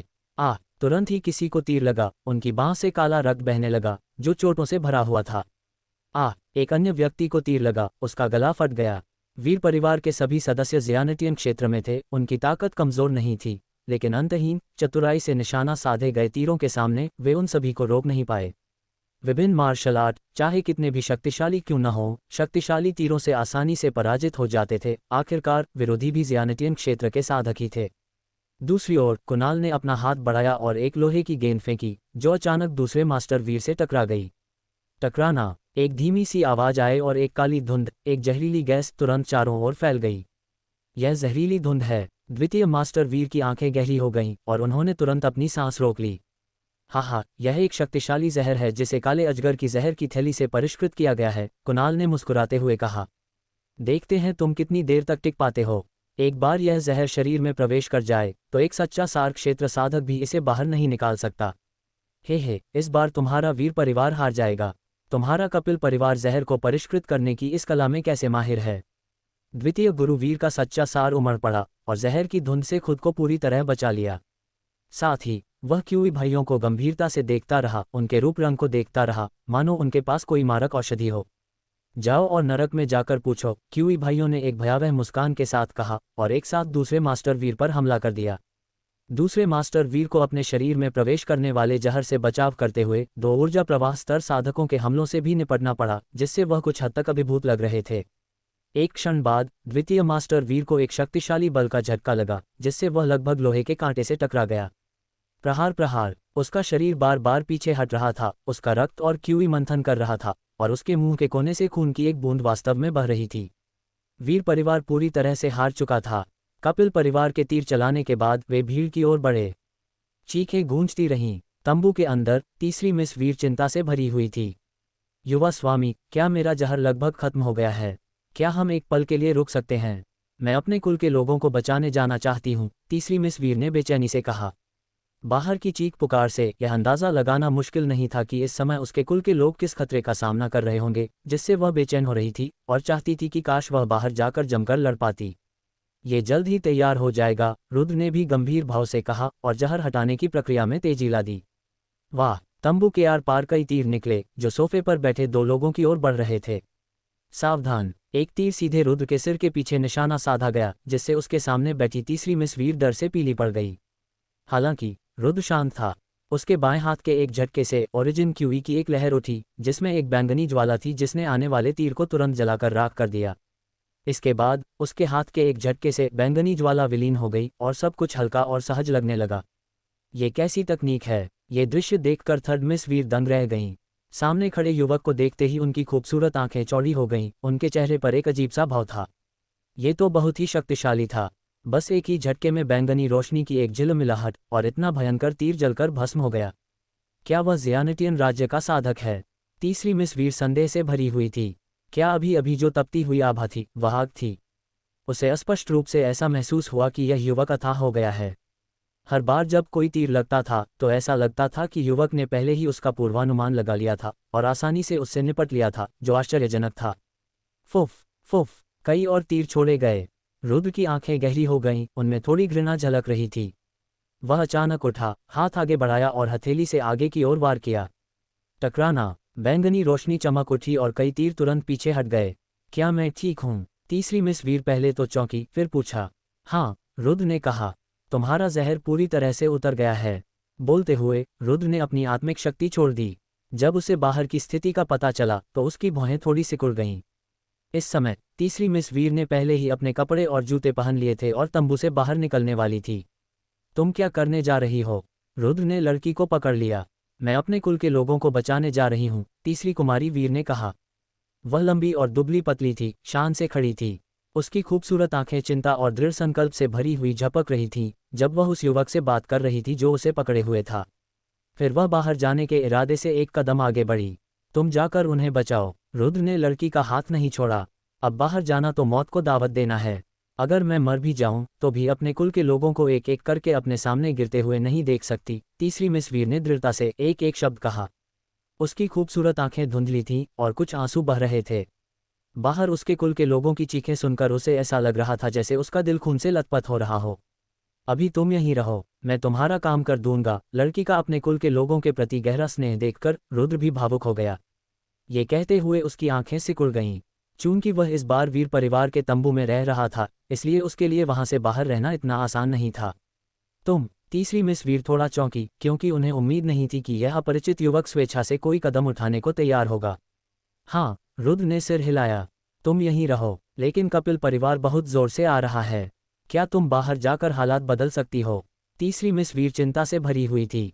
वीर परिवार की सदस्य होने के नाते उसे बाहर जाकर अपने कुल के लोगों के साथ जीना मरना चाहिए था, लेकिन एक अजनबी रुद्र को ऐसा करने की कोई जरूरत नहीं थी। इस स्थिति में यह पहले से ही दुर्लभ था कि यह युवक उसके लिए हानिकारक न हो। इसलिए वह रुद्र के बारे में चिंता करने से खुद को नहीं रोक सकी और नहीं चाहती थी कि वह इसमें शामिल हो। चिंता मत करो, मैं इन लोगों को संभाल सकता हूँ। रुद्र ने अपनी बाहें थोड़ी ऊपर उठाईं, उसके होठों पर एक हल्की सी मुस्कान थी जो शांत लग रही थी, लेकिन उसकी आंखों में आत्मविश्वास की झलक थी जिससे थर्ड मिस वीर का दिल थोड़ा कम चिंतित हुआ। क्या तुम्हें यकीन है? तीसरी मिस वीर ने पूछा। हाँ, रुद्र ने और कुछ नहीं कहा। उसने अपना हाथ हटाया, तंबू का पर्दा हटाया और सीधा बाहर चला गया। वाह! इसी समय दो तीर भयंकर वेग से निकले, लेकिन रुद्र ने उनकी तरफ देखा तक नहीं। अपने हाथ की एक चाल से पीछे कुछ निशान छोड़ते हुए उसने उन्हें दूर धकेल दिया। अपनी शक्तिशाली आत्मा की धारणा के साथ इन तीरों की गति और प्रक्षेप पथ सभी रुद्र के नियंत्रण में थे। जो तीर दूसरों की आंखों में अविश्वसनीय रूप से तेज थे, वे रुद्र की आंखों में घोंघे की तरह धीमे थे। वह आसानी से उन तीरों को विफल कर सकता था। कुछ तीरों को हराने के बाद रुद्र बाहर निकल गया और बाहर युद्ध के मैदान में दिखाई दिया। इस समय बाहर वीर परिवार पहले से ही हार के संकेत दे रहा था। कपिल परिवार के साधक दो समूहों में बंटे हुए और आगे बढ़ते हुए अंदर घुसने के लिए संघर्ष कर रहे थे। एक समूह वीर परिवार के साथ कांटे की टक्कर में लड़ रहा था, जबकि दूसरा समूह दूर से क्रॉसबो से तीर चला रहा था। यह संयोजन लगभग दोषरहित था। एक युवक को तीर लगने से चीख पुकार मच गई। चरण, रुद्र की नजरें घूम गईं और उसने देखा कि यह वही युवक था। फिर उसे कोई हिचकिचाहट नहीं हुई। उसका शरीर फूलों के बीच तैरते तीरों के बीच से गुजरते अजगर की तरह हिलने लगा और पल भर में वह वीर परिवार के साधकों के समूह में प्रकट हो गया। रुद्र, तुम यहाँ क्यों हो? रुद्र को आते देख सब चौंक गए। थर्ड मिस कहाँ है? अधिकतर लोग थर्ड मिस की सुरक्षा को लेकर चिंतित थे। तीसरी मिस ठीक है। रुद्र ने घायल चरण पर नजर डाली, फिर कहा, आप उनका ख्याल रखें। फिर उसने एक कदम आगे बढ़ाया, उसकी नजरें केंद्रित हो गईं और वह युद्ध में शामिल हो गया। ये बच्चा हमला करने वाला है। चरण और कुछ घायल युवक दंग रह गए, लेकिन अगले ही पल सबकी आंखें चमक उठीं। क्या वह सचमुच इतना शक्तिशाली है? उन्होंने उस युवक को युद्ध के मैदान में उतरते देखा। वह कपिल परिवार के एक सदस्य के पास गया जो पहले बहुत ही खतरनाक था, लेकिन एक पल में उसका चेहरा फीका पड़ गया और फिर उन्होंने देखा कि रुद्र ने अपना हाथ बढ़ाया और एक ही हथेली के वार से उस व्यक्ति को मार गिराया। उस अजीब दृश्य ने सभी को स्तब्ध कर दिया। ये बच्चा कहाँ से आया? कपिल परिवार के दो सदस्य क्रोधित हो गए और उन्होंने रुद्र पर हमला कर दिया। मरना। रुद्र ने ज्यादा कुछ नहीं कहा और सीधे हमला बोल दिया। चूंकि वो वीर परिवार की तरफ था, तो कपिल परिवार कैसे पीछे हट सकता था? वर्तमान स्थिति ये थी कि या तो तुम मरो या मैं मरूं, इससे अधिक कहने को कुछ नहीं था। जैसे ही मरना शब्द बोला गया, एक विशाल आत्मिक शक्ति एक फटे हुए बांध की तरह युवक की चेतना के सागर से बह निकली। जोड़। उस समय रुद्र की आत्मिक शक्ति पहले से ही जनजात क्षेत्र के साधकों को भयभीत कर सकती थी। अब निरंतर सफलताओं के बाद वह देव संहार कला के प्रथम स्तर की पूर्ण अवस्था तक पहुंच गया है। उसकी आत्मिक शक्ति अविश्वसनीय रूप से प्रबल है। जैसे ही यह प्रबल हुई, उन दोची परिवार के साधकों के मन में हलचल मच गई। भिन्न भिन्न उन दोनों पर मानो बिजली गिर पड़ी, उनके चेहरे दहशत से भर गए। वे दोनों अपनी जगह पर रुक गए, अब भी अपने हथियार पकड़े हुए मारक मुद्रा में। वे सब रुक गए। तीरों से घायल हुए और किनारे खड़े दूसरे लोगों द्वारा सुरक्षित रखे गए वीर परिवार के कई युवकों की आंखें लगभग बाहर निकल आई थीं। वे सभी आश्चर्यचकित थे। अभी अभी उस ची परिवार के साधक की इस तरह हत्या हुई थी। अब क्या ये दोनों उसके पदचिन्हों पर चलेंगे? जैसी कि उम्मीद थी, अगले ही पल रुद्र ने अपनी चाल चली। उसकी हथेली में एक गहरी लोहे की तलवार प्रकट हुई। लंबी तलवार के एक झटके से बिजली की चमक की तरह दोनों तुरंत मारे गए। गले में एक ही तलवार के वार से वे लगभग मारे गए, पछतावे से मर गए। इस भयंकर तरीके ने वीर परिवार के सदस्यों के दिलों को दहला दिया। ये बच्चा सचमुच निर्दयी है। साथ ही ये लोग उत्साह से भरे हुए थे और इस अपरिचित युवक के बारे में बहुत उत्सुक थे। ये रुद्र सिर्फ सहज दायरे से अधिक प्रतीत होता है। ये बच्चा कौन है? मैंने इसे पहले क्यों नहीं देखा? ची परिवार के साधक भी आश्चर्य से भर गए। उनके कुल के कई लोग पल भर में मारे गए थे। ये सचमुच अविश्वसनीय था। ये युवक सिर्फ 16-17 साल का लग रहा था। चले जाओ। रुद्र की नज़र सब पर पड़ी और उसने उदासीनता से कहा, हम, चाहे तुम कोई भी हो, तुम आज मरोगे। वीर परिवार का कोई भी सदस्य जीवित नहीं बचेगा। उसे गोली मार दो। कपिल परिवार के सदस्यों की आंखें गहरी और भयावह थीं और वे कुछ हद तक क्रूर स्वर में चिल्लाए। हाँ, पीछे क्रॉसबो पकड़े हुए कबीले के लोगों की टीम ने तुरंत अपने धनुष खींचे और एक साथ रुद्र पर निशाना साधा। फुफ फुफ, क्षण भर में ही 20 से अधिक तीर हवा में टूटते हुए हवा के टूटने की आवाज के साथ रुद्र की ओर बढ़े। इतना ही नहीं, इन लोगों ने तुरंत तीर चलाए और लगातार फायर किए, मानो वे उस युवक को तीरों की वर्षा में नष्ट कर देना चाहते हों। एक के बाद एक घनीभूत लोहे के तीर छूट रहे थे जिससे सिर में सिहरन हो रही थी। इतने भयंकर हमले का सामना पूर्ण सहज लोक के साधक के लिए भी अकेले करना मुश्किल था। वे केवल दूर से ही उसकी तीखी धार से बच सकते थे। लेकिन रुद्र का चेहरा ठंडा पड़ गया। चूंकि ऐसा ही है तो मुझे निर्दयी होने का दोष मत दो। रुद्र की आंखें सिकुड़ गईं और उसका शरीर अचानक आगे की ओर बढ़ा, एक भूत की तरह, बिना किसी डर के खुद को पूरी तरह से तीरों की बारिश के बीच में रख दिया, जिससे वीर और क्यूई दोनों परिवार हैरान रह गए। क्या ये बच्चा जीना नहीं चाहता? सभी मन ही मन हैरान थे। बाणों की वर्षा के बीच से आगे बढ़ने का साहस करने वाला यह बालक क्या अब भी जनजात लोक का एक साधारण युवक था? रुद्र आगे बढ़ा और तैरते हुए अजगर की तरह तीरों की बारिश में आगे बढ़ता गया। अपनी शक्तिशाली आत्मशक्ति पर भरोसा करते हुए वह तीखे तीरों की दिशा का लगभग अंदाजा लगा सकता था और पहले से ही जान सकता था कि वे कहाँ लगेंगे और फिर अपनी फुर्तीली देह से उनसे बच सकता था। अग्नि बादल पाम। उसी समय रुद्र ने अपनी हथेली हिलाई और अपने शरीर के भीतर बैंगनी ज्वाला मार्शल आत्मा को सक्रिय कर दिया। जैसे ही उसके हाथों ने उसे निर्देशित किया, एक बैंगनी अग्नि बादल अचानक संघनित होकर एक विशाल हथेली में बदल गया, जिसने आने वाले तीरों की ओर जोरदार प्रहार किया। आग की तपती धारा बादलों और धुंध की तरह फैल गई, जिससे शून्य मुड़ता हुआ सा लगने लगा। आसपास का तापमान अचानक बढ़ गया। रुद्र ने साफ तौर पर अग्नि मेघ हथेली को उसकी चरम सीमा तक पहुंचा दिया था। जैसे ही उसने उसे छोड़ा, सभी चौंक गए। कितना प्रचंड आभामंडल है! क्या यह आग से संघनित एक मार्शल आर्ट है? क्या इस युवक में कोई अनोखी ललक है? आसपास लड़ रहे कुछ लोग आश्चर्य से भरकर उसकी ओर देखने से खुद को नहीं रोक पाए। अग्नि तत्व होने के कारण लाखों साधकों में से एक को भी ढूंढना कठिन है। ऐसे सभी लोगों को स्वर्ग का आशीर्वाद प्राप्त होता है। इस युवक में ऐसी दिव्य क्षमता कैसे आ सकती है? सबसे ज्यादा आश्चर्य वीर परिवार के साधकों को हुआ। संयोग से उनकी मुलाकात एक ऐसे युवक से हुई जिसमें वाकई अद्भुत क्षमताएं थीं। मुझे ऐसी प्रतिभा वाले किसी व्यक्ति से मिलने की उम्मीद नहीं थी। चरण और अन्य लोगों ने अपनी आंखें थोड़ी सिकोड़ लीं, उनके दिल में काफी भावुकता थी। कुछ युवा जो पहले रुद्र को खारिज कर रहे थे, उन्हें शर्म महसूस हुई और उन्होंने बार बार अपना सिर हिलाया। इससे पहले वे चिंतित थे कि यह युवक उनकी तीसरी मिस के साथ छेड़छाड़ करने का अवसर लेगा। लेकिन ऐसे प्रतिभाशाली व्यक्ति को ऐसा करने की क्या जरूरत थी? ऐसा व्यक्ति 10,000 में एक होता है, अनगिनत महिलाओं का स्वप्न प्रेमी। जैसे ही सभी के विचार अलग अलग थे, बैंगनी अग्निताड़ एक शानदार आतिशबाजी की तरह फट गया। टकराना! एक गगनभेदी गर्जना ने आकाश को हिला दिया। आग की रोशनी चारों ओर बिखर गई और हवा का एक प्रचंड प्रवाह भड़क उठा, जिसने चारों ओर को अपनी चपेट में ले लिया और तेजी से आ रहे बाणों को नष्ट कर दिया। आग का ये प्रचंड प्रवाह मानो आकाश और पृथ्वी को चीर देने में सक्षम था। महीन इस्पात से बने बाण वास्तव में इस अग्नि प्रवाह में पिघले हुए लोहे में बदल गए। उसी समय आग की एक तेज लहर उठी। उस झुलसा देने वाली हवा ने सीधे ची परिवार के उन साधकों को अपनी चपेट में ले लिया जो क्रॉसबो पकड़े हुए थे। सभी को ऐसा लगा जैसे आग की एक लहर उन्हें आग के समुद्र में बहा ले गई हो। उन्होंने जो हवा अंदर ली वह बेहद गर्म थी और उनके अंदरूनी अंग ऐसे लग रहे थे जैसे उन्हें पकाया जा रहा हो। प्रहार प्रहार! इस शक्तिशाली वायु प्रवाह के कारण कपिल परिवार के सदस्यों के शरीर अनैच्छिक रूप से पीछे की ओर धकेल दिए गए। कितनी भयानक आग की लपटें! क्या कोई ज्वालामुखी विस्फोट हो रहा है? लोगों के चेहरे डर से भरे हुए थे, उनकी आंखें बड़ी बड़ी थीं, वे उस युवक को अपने सामने साफ साफ देखना चाहते थे। बदकिस्मती से बैंगनी रोशनी इतनी तेज थी कि वे 10 फीट से ज्यादा दूर कुछ भी नहीं देख पा रहे थे। यह आग कहाँ से आए? यहाँ तक कि दूर लड़ रहे ऊर्जा प्रवाह स्तर के साधक भी भावुक हो गए। झुलसा देने वाली आग का प्रवाह चारों ओर फैल गया, जिससे आसपास भयंकर आग लग गई। इसकी गति आश्चर्यजनक थी। जैसे ही सभी लोग आश्चर्यचकित हुए, अचानक एक आकृति चमकी और बैंगनी आग की रोशनी से ऊपर आ गई। अच्छा नहीं, कपिल परिवार के क्रॉसबोमेन जिन्हें पीछे धकेल दिया गया था, सभी चौंक गए। स्विश! रुद्र ने अपनी लंबी तलवार पकड़ी और भीड़ की ओर दौड़ा। तलवार की रोशनी टिमटिमा रही थी, मानो कोई आध्यात्मिक सांप निगल रहा हो और थूक रहा हो, अविश्वसनीय तेजी से। तलवार की रोशनी की एक चमक ने एक जान ले ली। इतना ही नहीं, रुद्र ने अपनी आत्मिक शक्ति भी छोड़ दी। क्रॉसबोमेन के मन में एक झटका सा लगा और वे सभी बेहोश हो गए।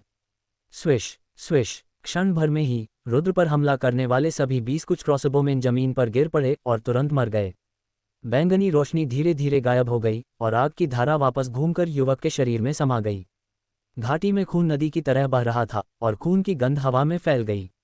उस गंध ने लोगों की इंद्रियों को उत्तेजित कर दिया। न केवल कपिल परिवार के सदस्यों बल्कि वीर परिवार के सदस्यों को भी लगा कि उनके दिल बाहर निकल आएंगे। पल भर में 20 से ज्यादा क्रॉसबोमेन मारे गए। ऐसे तरीकों से कौन तुलना कर सकता है? यहाँ तक कि एक सच्चा सार क्षेत्र साधक भी एक चाल चलने पर संभवतः एक या दो चूक जाएगा। अपने सामने का दृश्य देखकर सभी के लिए अपने दिलों में उठे सदमे को बहुत देर तक शांत करना मुश्किल हो रहा था। ये बच्चा कहाँ से आया? कपिल परिवार के साधकों की आंखों में भय झलक रहा था। मुझे उम्मीद नहीं थी कि यह युवक इतना शक्तिशाली होगा। वीर परिवार के सदस्यों को ऐसा लगा जैसे वे किसी स्वप्न में हों। संयोग से उन्हें जो युवक मिला वह वास्तव में एक गुप्त गुरु था। ऐसी विधियों से तो सहज लोक के साधक भी भयभीत हो जाते थे। उसके पास वास्तव में इतनी भयानक ताकत है। एक तंबू के बाहर वीर थर्ड मिस ने अपनी खूबसूरत आंखें झपकाईं और बुदबुदाया। यद्यपि वह काफी समय से जानती थी कि यह युवक असाधारण है, लेकिन उसने यह उम्मीद नहीं की थी कि वह इतना शक्तिशाली होगा। ऐसी प्रतिभा के साथ यह संभव है कि नॉर्थ सिटी की कोई भी युवा प्रतिभा इसकी तुलना नहीं कर सकती। क्या उसके पास अग्नि मार्शल आत्मा है? कुछ ही दूरी पर वीर सेकंड मास्टर की आंखों में आश्चर्य प्रकट हुआ। अरे, ये बच्चा कौन है और इतना शक्तिशाली क्यों है? कुणाल की निगाहें गहरी हो गईं, उसका स्वर अविश्वसनीय रूप से ठंडा था। जब वे वीर परिवार का सफाया करने ही वाले थे तो ऐसा घातक सितारा कैसे प्रकट हो गया? ये व्यक्ति वीर परिवार का नहीं लगता। मिलिंजेश, जो उसके बगल में था, गहरी भौहें चढ़ाते हुए बुदबुदाया। मेरे कपिल परिवार के सदस्यों को मारने की हिम्मत करना मौत को दावत देना है। कुणाल का चेहरा उदास था और वह ठंडे स्वर में चिल्लाया, जाओ और उसे मार डालो। हाँ। मिलिंजेश की नज़रें सिकुड़ गईं और उसका शरीर एक विशाल चट्टान की तरह आगे की ओर झुक गया। वीर सेकंड मास्टर उसे रोकना चाहता था, लेकिन वह शक्तिहीन था। वह पहले ही क्यूई भाइयों के हमले से घायल हो चुका था। बच्चे, मर जाओ! मिलिंजेश ने एक नुकीला डंडा पकड़ा और रुद्र की ओर दौड़ा। वाह! नुकीला डंडा घूमा, जिससे ठंडी रोशनी निकली और हवा का एक शक्तिशाली प्रवाह सामने खड़े युवक की ओर बहने लगा। ऊर्जा प्रवाह स्तर का वेग इंद्रधनुष जैसा था। ऐसा प्रचंड प्रहार मानो किसी पर्वत का दबाव हो। वह वेग किसी भी सहज क्षेत्र के साधक को कुचलने के लिए पर्याप्त था। यहाँ तक कि इस दबाव का सामना करते हुए रुद्र ने भी अपनी भौहें सिकोड़ लीं और 2 मीटर पीछे हटकर अपना शरीर स्थिर किया। अच्छा नहीं, एक ऊर्जा प्रवाह स्तर के साधक ने चाल चली है। मिलिंजेश को अचानक छलांग लगाकर हमला करते देख वीर परिवार के सदस्य बहुत घबरा गए। क्या वह इससे बच सकता है? वीर थर्ड मिस का दिल जोर से धड़कने लगा, उसका दिल गले तक आ गया। अब मिलिंजेश एक विशाल चट्टान की तरह हवा में अपने पंख फैलाकर ऊपर आया और उसके हाथ में नुकीला गदा ऊपर से नीचे की ओर झपटा। ऐसे वेग में कौन रोक सकता था? एक साधारण ऊर्जा प्रवाह स्तर के साधक के लिए भी ऐसे भयंकर आक्रमण का सामना करना काफी कठिन होगा। उसे मार डालो, उसे उड़ा दो! उनके बगल में खड़े कपिल परिवार के कुछ साधकों ने दांत पीसते हुए चिल्लाया। इस युवक की गति अभी बहुत तेज थी, जिससे वे डर गए थे। उनके दिलों का डर दूर करने के लिए उसे तुरंत खत्म कर देना चाहिए। प्रारंभिक सच्चा सार क्षेत्र। रुद्र ने उस दबाव को महसूस करते हुए अपनी बाहें थोड़ी ऊपर उठाईं और उसका दिल भी तनावग्रस्त हो गया। हालांकि बस इतना ही था। अरे, तुम मुझे मारना चाहते हो? इतनी ताकत तो काफी नहीं है। रुद्र के मुंह के कोने पर एक हल्की सी मुस्कान आ गई। तुरंत ही उसकी नजरें सिकुड़ गईं और उसकी भौहों के बीच एक भंवर सा उभर आया, मानो नौ पाताल की गहराइयों से एक शक्तिशाली आत्मा का कंपन बह निकला हो। वाह! जिस क्षण वह उतार चढ़ाव प्रकट हुआ, उसने पूरे शून्य को कांपने पर मजबूर कर दिया, मानो कोई अदृश्य लहर उभर आई हो। उतार चढ़ाव की एक लहर फैल गई। मिलिंजेश, जो अभी भी हवा में था, उसकी पलकें फड़कने लगीं और उसकी आत्मा पर गहरा दबाव महसूस हुआ, मानो आकाश का एक पर्दा उसे और उसकी पूरी आत्मा को ढंकने और बांधने के लिए नीचे गिर रहा हो। इस भावना ने लोगों को काफी शक्तिहीन महसूस कराया। हालांकि ये क्यूमिंग भी असाधारण था। उसके पास प्रारंभिक सत्यसार साधना थी और वह मध्य अवस्था में प्रवेश करने वाला था। उसने थोड़ी बहुत स्पष्टता बनाए रखने के लिए अपने मन को पूरी तरह से नियंत्रित किया। उसकी आंखें क्रूर थीं और नुकीला डंडा लगभग बिना किसी हिचकिचाहट के उस युवक की ओर बढ़ रहा था। जब तक वह उस युवक को मार डालता, सारा दबाव धुएं की तरह गायब हो जाता। मर जाओ! मिलिंजेश का चेहरा क्रूरता से भरा हुआ था और उसका दिमाग भी शक्तिशाली दबाव सहन कर रहा था। खतरे के सामने रुद्र शांत रहा। उसने अचानक ऊपर देखा और उसके मुंह के कोने पर एक ठंडी चाप उभर आई। देव विनाश भाला, मार डालो इसे। इससे पहले कि युवक मार शब्द बोल पाता, उसकी भौहों के बीच गहरे भंवर जैसे गहरे प्रकाश से जगमगाता एक छोटा भाला अचानक चमक उठा। अमर प्राणियों के वध और देवताओं के विनाश की आभा लिए हुए वह तुरंत शून्य को भेदता हुआ आगे की ओर चिमिंग की ओर बढ़ा। देव विनाश भाले के प्रकाश पैटर्न टिमटिमा रहे थे, मानो दाव शिलालेख बह रहे हों। उससे एक अस्पष्ट उतार चढ़ाव निकल रहा था। उस उतार चढ़ाव से मानो स्वर्ग और पृथ्वी ठोस हो गए हों। एक अकथनीय आभा अचानक फैल गई, मानो पूरे आकाश को चारों दिशाओं में बंद कर रही हो। आभा के इस उतार चढ़ाव के तहत मिलिंजेश ने अपनी आत्मा को कांपते हुए महसूस किया और एक अनूठा एहसास अनायास ही पैदा हो गया। यह एहसास ऐसा था जैसे किसी नश्वर का किसी छोटे और विनम्र देवता से मिलन हो रहा हो। दोनों में जमीन आसमान का अंतर था। जोड़, क्या ही शक्तिशाली आभामंडल है। एक भयानक उतार चढ़ाव छा गया और आसपास मौजूद सभी लोगों की आत्माएं कांप उठीं, उनकी चेतना धीरे धीरे धुंधली होती जा रही थी।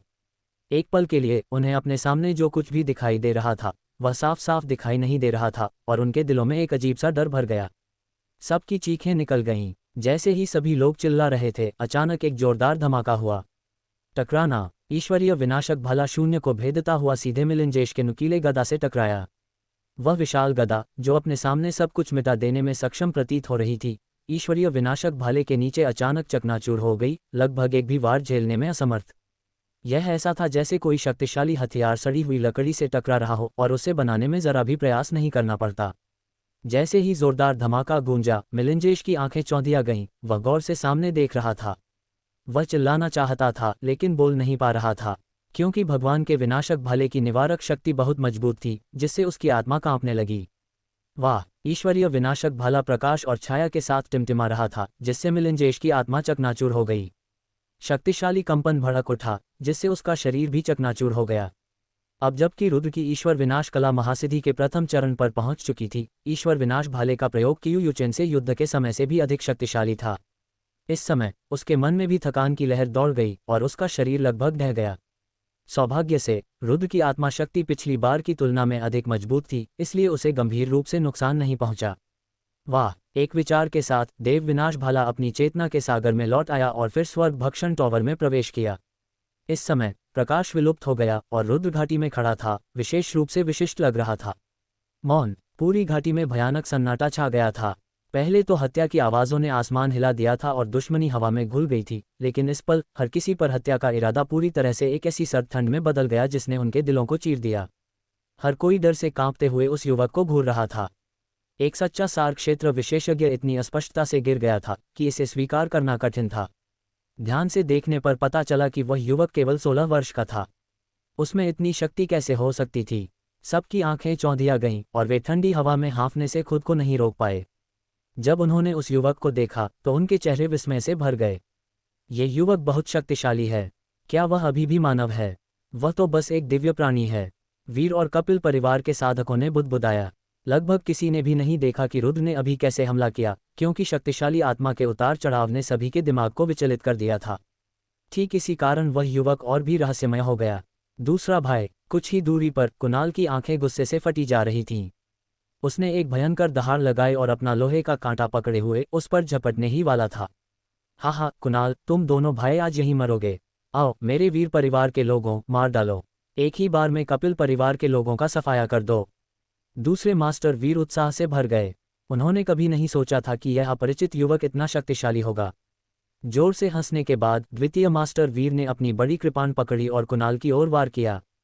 कृपाण की रोशनी धरती को हिला देने वाली थी, एक लंबे इंद्रधनुष की तरह जो आकाश और पृथ्वी को भेद सकती थी। इसकी गति प्रचंड थी। जब उन दोनों ने अभी अभी हमला किया था तो द्वितीय गुरु वीर अपनी इच्छा के बावजूद खुद को शक्तिहीन महसूस कर रहे थे, लेकिन अब जब मिलिंजेश गिर गए थे तो स्थिति उलट गई थी। उनका लड़ने का जज्बा बुलंद था और कुणाल से निपटना उनके लिए आसान था, जिसका राज्य उनसे थोड़ा नीचे था। उनके विशाल कृपाण की गति मात्र से ही लोग भयभीत हो जाते थे। तुम मुझे नहीं रोक पाओगे। कुणाल ने ठंडी सांस ली। उसने अपना हाथ घुमाया और एक और लोहे का गोला बाहर फेंका। टकराना। हिंसक सत्य तत्व द्वारा लोहे की गेंद को बाहर फेंका गया और कुचल दिया गया और तुरंत ही जहरीली गैस का एक घना बादल फैल गया। दूसरे मास्टर वीर ने भौहें सिकोड़ लीं। उसने अपना शरीर हिलाया, जहरीली धुंध को तितर-बितर किया और एक पीछे से वार करके उसने फिर भी कुणाल पर वार किया। मौत की तलाश में कुणाल की आंखें गहरी हो गईं। अपना लोहे का कांटा थामे उसने तुरंत हमले का सामना किया।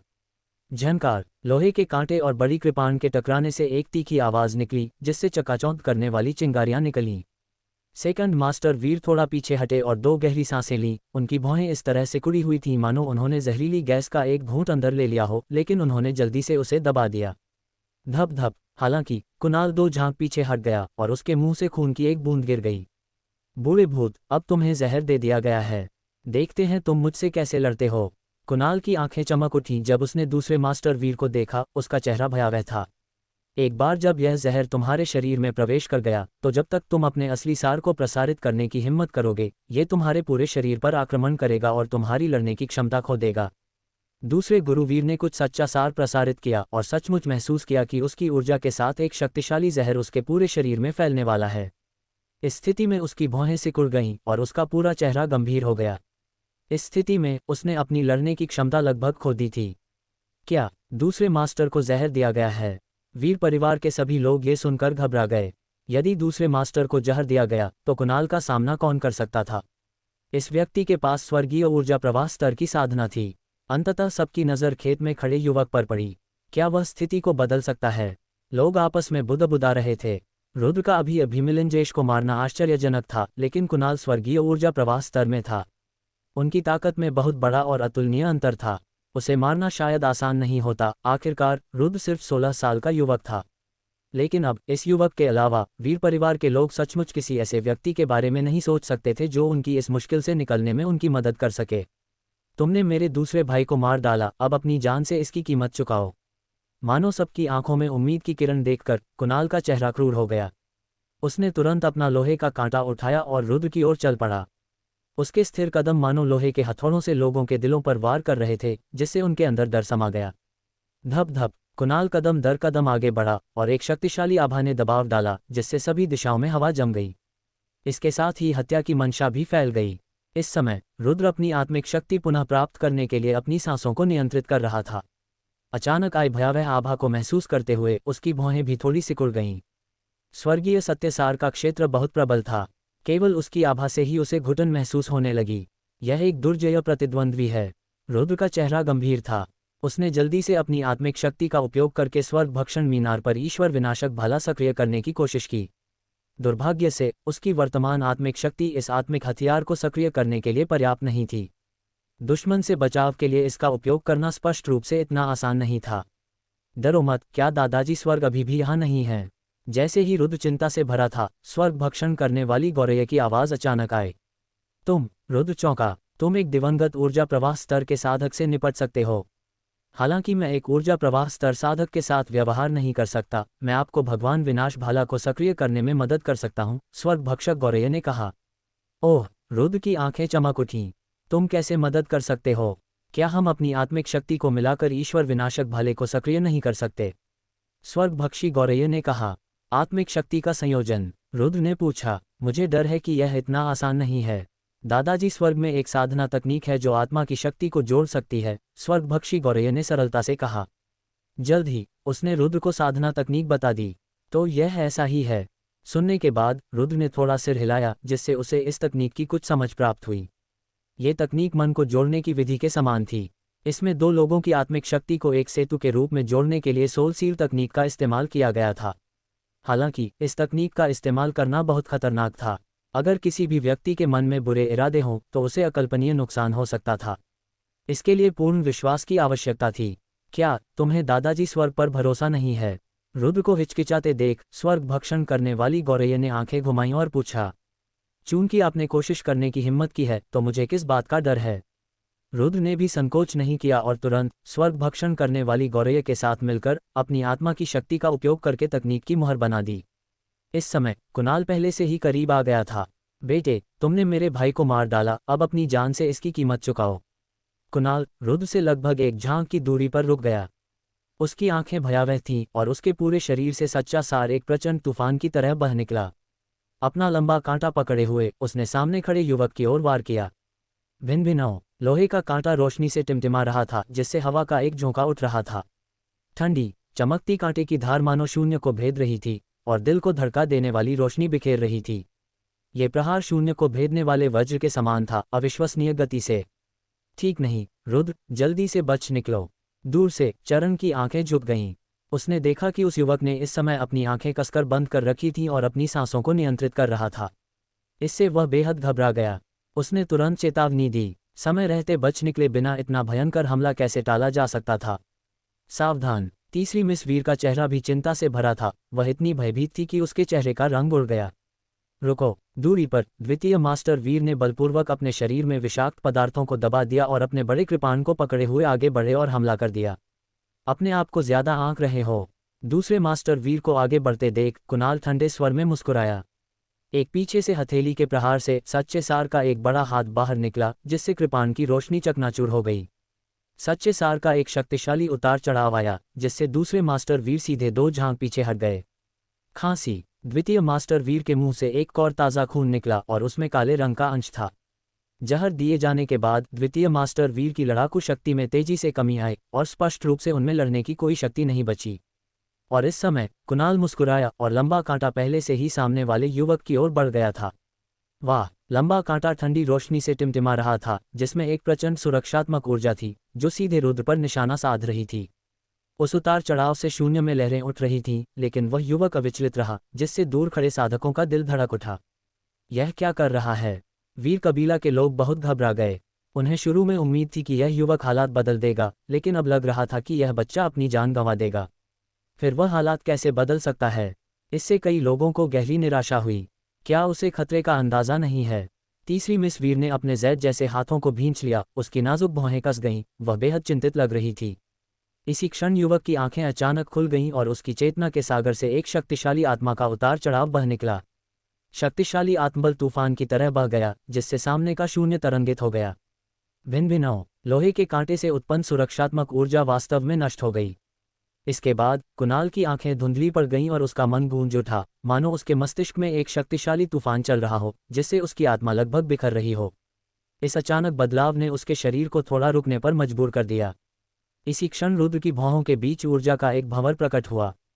भगवान विनाश भाला। छोटा भाला प्रकट हुआ, अपने साथ ठंडी रोशनी की एक चमक लेकर। वह शून्य को भेदता हुआ सीधे कुणाल के दिमाग में घुस गया। कुणाल का मन कांप उठा, मानो उस पर बिजली गिर गई हो और उसकी आत्मा तुरंत बिखर गई। जैसे ही उसकी आत्मा विलीन हुई, उसके चारों ओर का आभामंडल लुप्त हो गया और वह एक पिचकी हुई गेंद की तरह मुरझा गया। झंकार। सच्चे सार के समर्थन के बिना लोहे का कांटा भी जमीन पर गिर गया। रुद्र ने एक गहरी सांस ली और भगवान विनाश भाला वापस अपने शरीर में खींच लिया। इस समय वह सचमुच थक चुका था। उसका पूरा शरीर ऊर्जाहीन लग रहा था और उसकी आंखें हल्की धुंधली थीं। और कुणाल के गिरने के साथ ही पूरे घाटी की हवा ठोस हो गई। क्यूई परिवार के साधकों ने एक दूसरे की ओर देखा और जब उनकी नज़र जमीन पर पड़े उस आदमी पर पड़ी, जिसका आभामंडल लुप्त हो चुका था, तो उन सभी के चेहरे पर अविश्वास के भाव उभर आए। एक दिवंगत सत्यसार क्षेत्र का साधक उनकी आंखों के सामने ही गिर पड़ा था। क्या ये सच हो सकता है? कई लोग इस तथ्य को स्वीकार करने में असमर्थ होकर बार बार अपना सिर हिला रहे थे। ये जानना आवश्यक है कि अभी कुछ क्षण पहले ही उस युवक की आंखें बंद थीं और उसने हमला करने का कोई संकेत नहीं दिया था। उसने मास्टर क्यूई को कैसे मारा? कपिल परिवार के सभी लोग आश्चर्य से भर गए। जोड़। क्या कुणाल मर गया है? न केवल कपिल परिवार के लोग स्तब्ध थे, बल्कि वीर परिवार के लोग भी आश्चर्य से भर गए। यह ऊर्जा प्रवाह स्तर के अंतिम चरण का एक साधक था, अत्यंत शक्तिशाली। उसे इतनी आसानी से कैसे मारा जा सकता था? मृत। यहाँ तक कि द्वितीय मास्टर वीर, जो पास ही था और अपने शरीर में शक्तिशाली विष को बलपूर्वक दबा रहा था, भी आश्चर्य से भर गया। ऊर्जा प्रवाह स्तर के साधक के रूप में वह जानता था कि कुणाल कितना शक्तिशाली था। शुक्र है वह ठीक है। तीसरी मिस वीर की भौहें ढीली पड़ गईं और उसके जैद हाथ ने उसकी छाती को थपथपाया। अंततः उसने अपनी रोकी हुई सांस छोड़ी। अभी अभी जब उस युवक ने अपनी आंखें कसकर बंद कर ली थीं, तो उसे बहुत चिंता हुई थी। अभी भी काफी ताकत नहीं। कुणाल को नष्ट करने के बाद रुद्र ने मन ही मन आह भरी और अपनी आत्मिक शक्ति को संघनित करने के लिए तेजी से ईश्वर संहारक कला का संचार किया। अभी अभी उसने और निगलने वाली स्वर्गीय गौरैया ने अपनी आत्मिक शक्तियों को मिलाकर ईश्वर संहारक भले को सक्रिय किया था, जिससे उसकी शक्ति काफी बढ़ गई थी। हालांकि इसमें एक बड़ा जोखिम भी था। एक बार जब आत्मिक शक्ति ईश्वर संहारक भले के संचालन के लिए अपर्याप्त हो गई, तो उन्होंने जो जादुई मुहर संघनित की थी वह ढह जाएगी और उनकी आत्माएं भी प्रभावित होंगी। हालांकि इस बार वे सफल रहे, लेकिन इससे रुद्र के मन में डर बना रहा। इस पद्धति का प्रयोग आम लोगों के विरुद्ध किया जा सकता है, लेकिन यदि उनका सामना किसी शक्तिशाली प्रतिद्वंद्वी से होता है जो इसका विरोध करता है, तो उन्हें प्रतिकूल प्रतिक्रिया का सामना करना पड़ता है। अगर ओल्ड हेवन की शक्ति वापस आ जाए, तो वह ऐसे हजारों हजार लोगों को एक ही घूंट में निगल सकता है। निगलने वाली हेवन गौरैया ने गहरी सांस ली और काफी निराशा से बोली, छोटे युंजी, तुम्हें मेहनत से साधना करना और ओल्ड हेवन के लिए एक सोल हेवन पिल को परिष्कृत करने के लिए और भी औषधीय सामग्री इकट्ठा करना याद रखना होगा। इस बार तुम्हारी मदद करने के लिए मैंने काफी आत्मिक शक्ति खर्च की है और मुझे ठीक होने में काफी समय लगेगा। चिंता मत करो, रुद्र ने कहा, जब तक मैं मल्लपर संप्रदाय में शामिल हो जाऊंगा, क्या मुझे तब भी औषधीय सामग्री इकट्ठा न कर पाने का डर रहेगा? निगलने वाली स्वर्गीय गौरैया ने सिर हिलाया। वह स्वाभाविक रूप से उन संप्रदायों के लाभों को जानती थी। इन संप्रदायों के पास दुनिया के सर्वोत्तम संसाधन थे और कुछ तो स्वयं भी कई आध्यात्मिक जड़ी बूटियां उगाते थे। अगर किसी को संप्रदाय में प्रशिक्षण मिलता रहे तो उन आध्यात्मिक जड़ी बूटियों को प्राप्त करना मुश्किल नहीं होगा। अब रुद्र को सबसे पहले मल्लपर संप्रदाय की मान्यता प्राप्त करनी थी। रुद्र ने अपनी सांस को अंदर ही अंदर नियंत्रित करना शुरू कर दिया और कुछ नहीं कहा। अब हम क्या करें? घाटी में कपिल परिवार के लोग डर से कांप रहे थे, उन्हें समझ नहीं आ रहा था। अब जबकि ऊर्जा प्रवाह स्तर के दो शक्तिशाली साधक एक के बाद एक गिर चुके थे, उनकी शेष शक्तियां लड़ने के लिए पर्याप्त नहीं थीं। जल्दी से पीछे हटो, उनमें से एक वरिष्ठ ने आंखें सिकोड़ते हुए कहा। ये सुनकर कपिल परिवार के शेष दर्जन भर साधक मुड़े और भागने के लिए तैयार हो गए। आज तुम में से कोई भी नहीं बच पाएगा। वीर परिवार के लोगों के चेहरे पर ठंडे भाव थे, जिनमें हत्या की मंशा थी। दूसरे मास्टर वीर की आंखें सिकुड़ गईं और उन्होंने भी खुद को हमला करने के लिए मजबूर किया। इन लोगों को भागने की अनुमति नहीं दी जानी चाहिए। टकराना। लंबी तलवार किसी उफनती स्वर्गीय नदी की तरह बह गई और शक्तिशाली अशांत ची धाराएं भी भड़क उठीं। ची परिवार के साधकों को दूर जाने से पहले ही अपनी चपेट में ले लिया।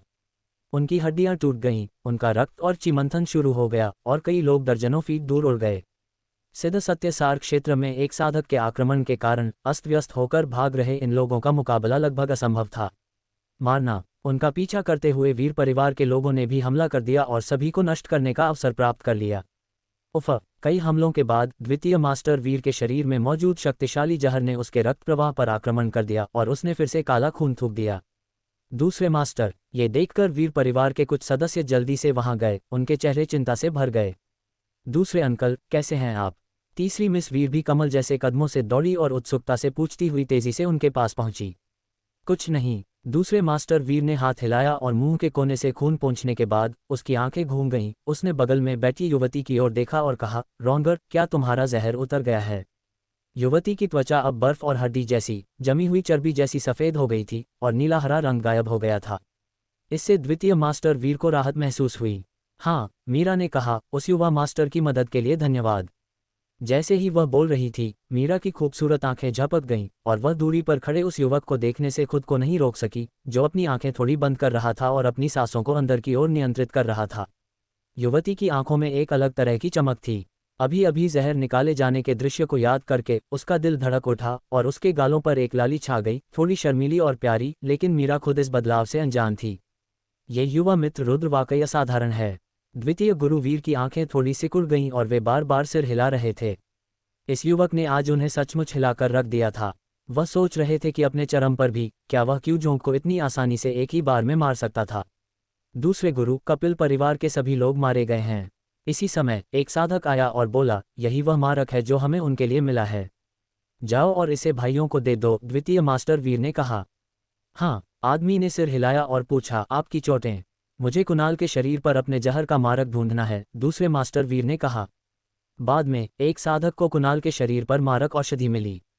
इन सभी लोगों के पास जहर से बचने के लिए विषनाशक दवा थी, लेकिन प्रत्येक के पास केवल एक ही थी। कुछ लोगों ने तो मरते समय अपने विषनाशकों को नष्ट कर दिया, जिससे वीर परिवार को वे औषधियां प्राप्त नहीं हो सकीं।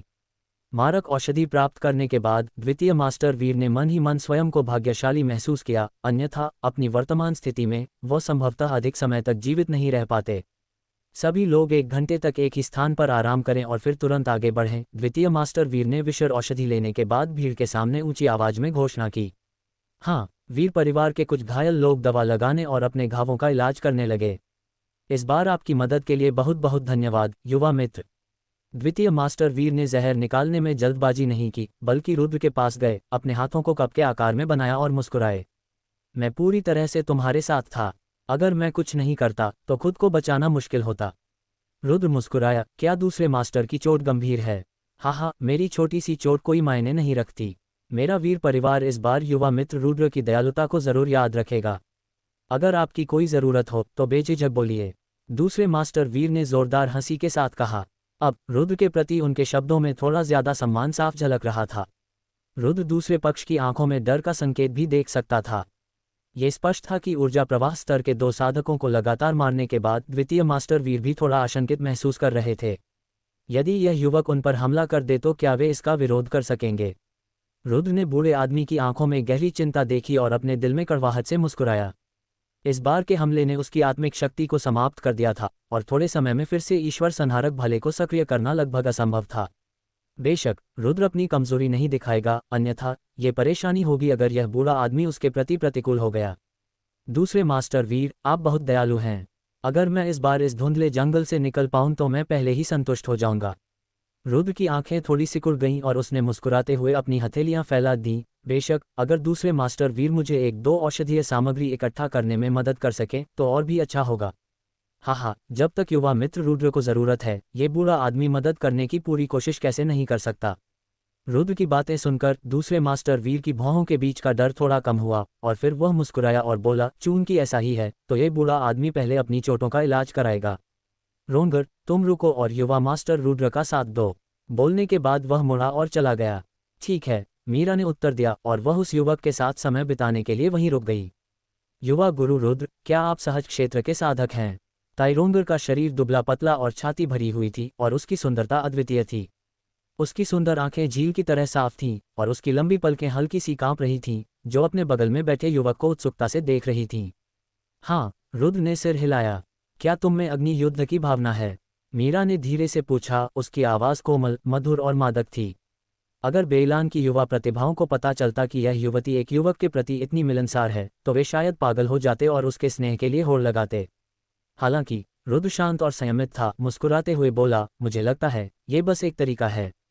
उसने इससे ज्यादा कुछ नहीं कहा। वह और वीर परिवार बस एक दूसरे से परिचित थे और उनकी वर्तमान स्थिति भी बहुत नाजुक थी। कुछ बातों के बारे में ज्यादा कहना ठीक नहीं था।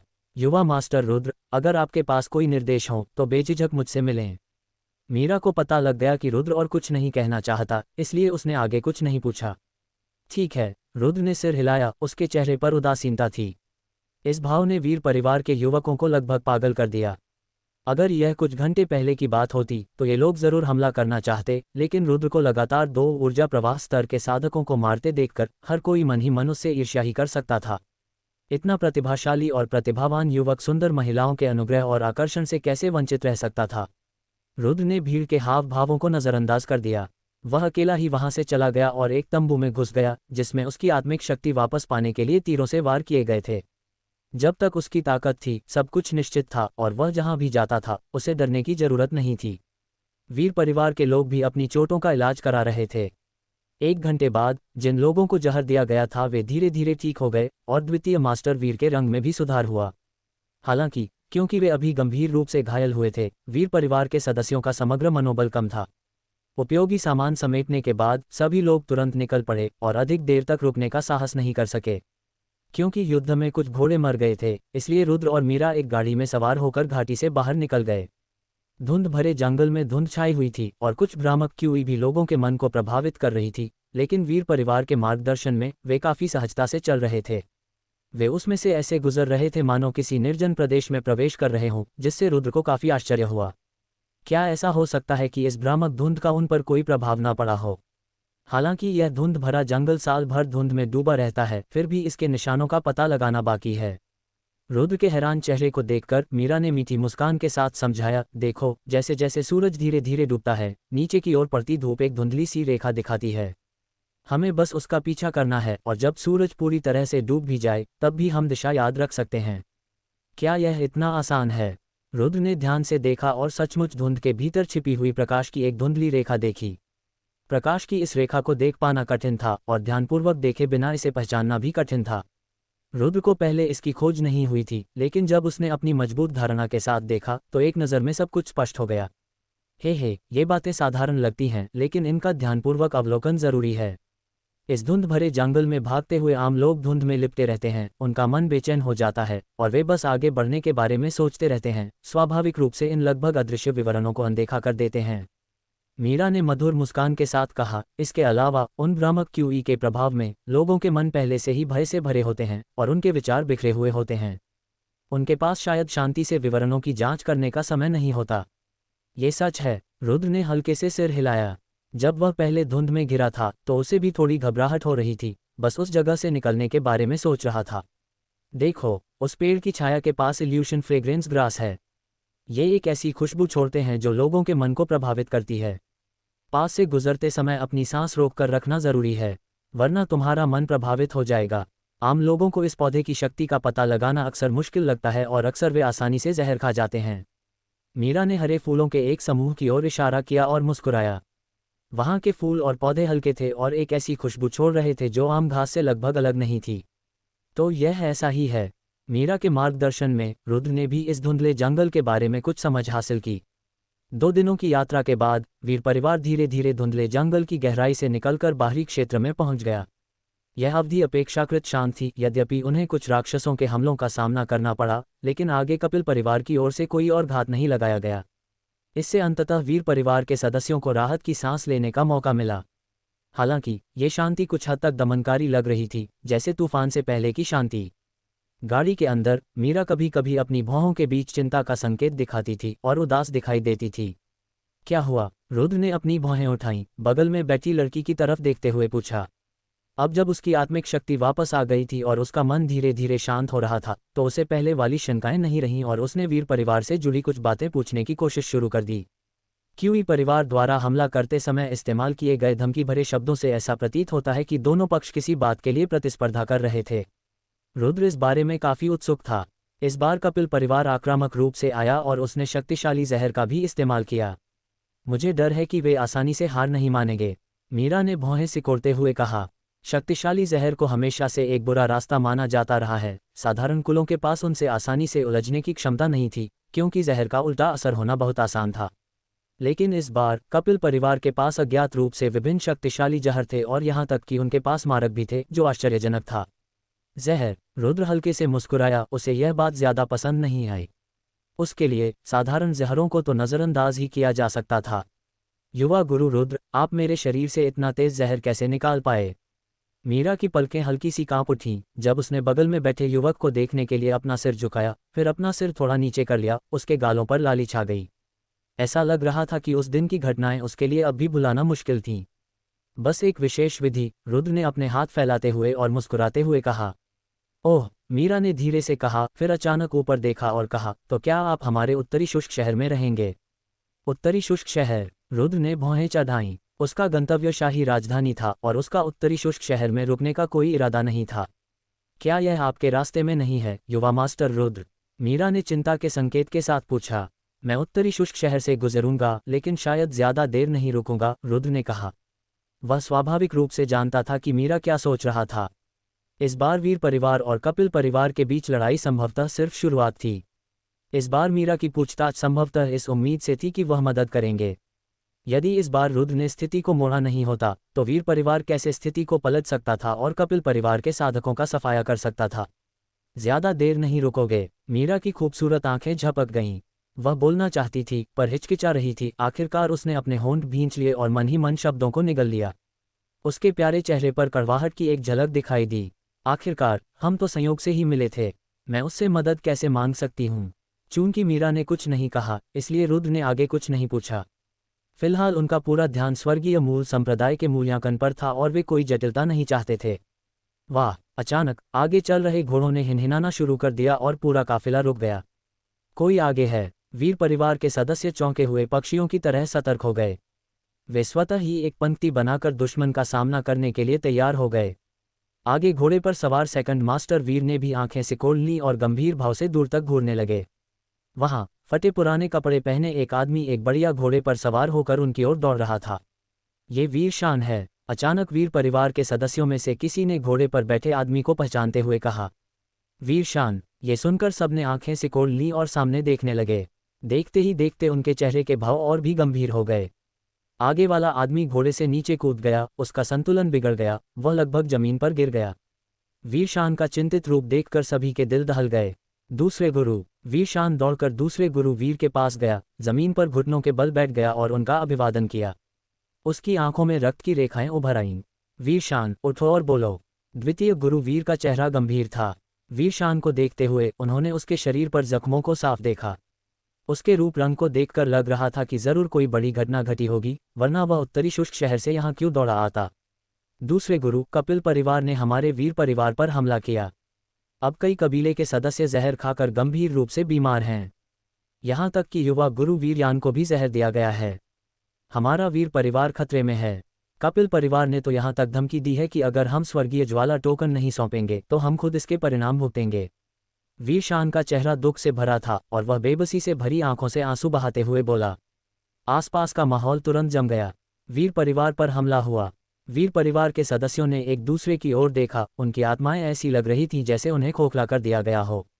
दूसरे मास्टर वीर पर भी बिजली गिरी और वे कुछ देर के लिए स्तब्ध रह गए। क्या कबीले के सभी सदस्यों को जहर दिया गया है? दूसरे मास्टर वीर की आंखें गहरी हो गईं और उन्होंने गरजती आवाज में पूछा। हाँ, वीरशान ने कहा। अगर कुलपति और अन्य लोगों ने कड़ा प्रतिरोध न किया होता तो कपिल परिवार ने हम पर कब का कब्जा कर लिया होता। लेकिन एक बार जब कबीले के सदस्यों पर जहर का असर हो जाएगा तो वे और अधिक समय तक टिक नहीं पाएंगे। ये सुनकर वीर परिवार के सदस्यों का दिल बैठ गया। क्या यानदी को भी जहर दिया गया है? गाड़ी में बैठी मीरा ने पर्दा उठाया, अपना सिर बाहर निकाला और पूछा। वीरशान ने सिर हिलाया और कहा, केवल इतना ही नहीं, यंग मास्टर वीरयान का डेंटियन चकनाचूर हो गया है। मुझे डर है कि वह भविष्य में और साधना नहीं कर पाएंगे। क्या उसका दानतियन भी नष्ट हो गया है? ये सुनकर मीरा कांप उठा, मानो बिजली गिर गई हो। यदि वीरयान खेती नहीं कर सकता तो वीर परिवार भविष्य में अपने नाम को गौरव दिलाने के लिए किस पर भरोसा कर सकता था? ये कपिल परिवार कितना निर्दयी है। दूसरे मास्टर वीर ने छाती पीटते हुए और पैर पटकते हुए कहा, उसकी बूढ़ी आंखों में हत्या का भाव उमड़ रहा था।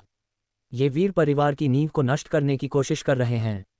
ये यात्रा पूरी तरह से वीरयान के भविष्य के लिए, उसे एक बेहतरीन अवसर प्रदान करने के लिए थी। लेकिन अब जब वीरयान का दानतियन नष्ट हो चुका था और वह अब साधना नहीं कर सकता था तो इसका मतलब था कि सब कुछ धुएं में बदल गया था, मानो उनके वीर परिवार की उम्मीदें बुझ गई हों। वीरशान ने कहा, प्रथम मास्टर ने कहा है कि आप तीसरी मिस को लेकर तुरंत उत्तरी शुष्क शहर छोड़ दें। उत्तरी शुष्क शहर छोड़ दो? दूसरे मास्टर वीर ने भौहें चढ़ाकर कहा, ऐसा कैसे हो सकता है? मैं कबीले के सदस्यों को इस तरह मरते हुए कैसे देख सकता हूँ? प्रथम गुरु ने कहा था कि जब तक हरी भरी पहाड़ियाँ रहेंगी तब तक जलाओ लकड़ी हमेशा उपलब्ध रहेगी। जब तक वीर परिवार के वंश का कोई निशान बचा रहेगा तब तक ये बदला लिया जा सकता है, वीरशान ने कहा। अगर स्वर्गीय ज्वाला टोकन कपिल परिवार को मिल गया तो वह हमारे वीर परिवार के पूरे वंश को खत्म कर देगा। अगर ऐसा हुआ तो हम सचमुच हमेशा के लिए बर्बाद हो जाएंगे। दूसरे मास्टर वीर की आंखें चमक उठीं और वह चिंतन में डूब गए। दूसरे मास्टर, अब हमें क्या करना चाहिए? पास में खड़े वीर परिवार के कई सदस्यों ने भी पूछा। उनकी आंखें लाल हो गईं।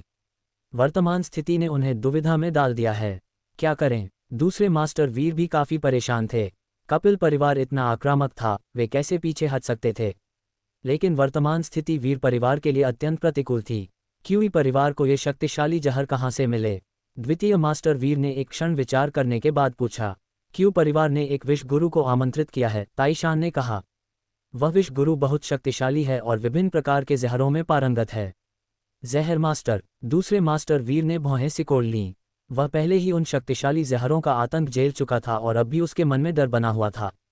द्वितीय मास्टर वीर को गहरी भौहें चढ़ाते देख वीर परिवार के सदस्य चुप हो गए। दूसरे अंकल, अब हमें क्या करना चाहिए? मीरा ने चिंतित भाव से पूछा। क्या हमें सचमुच उत्तरी शुष्क शहर छोड़ना होगा? दूसरे मास्टर वीर ने कोई जवाब नहीं दिया।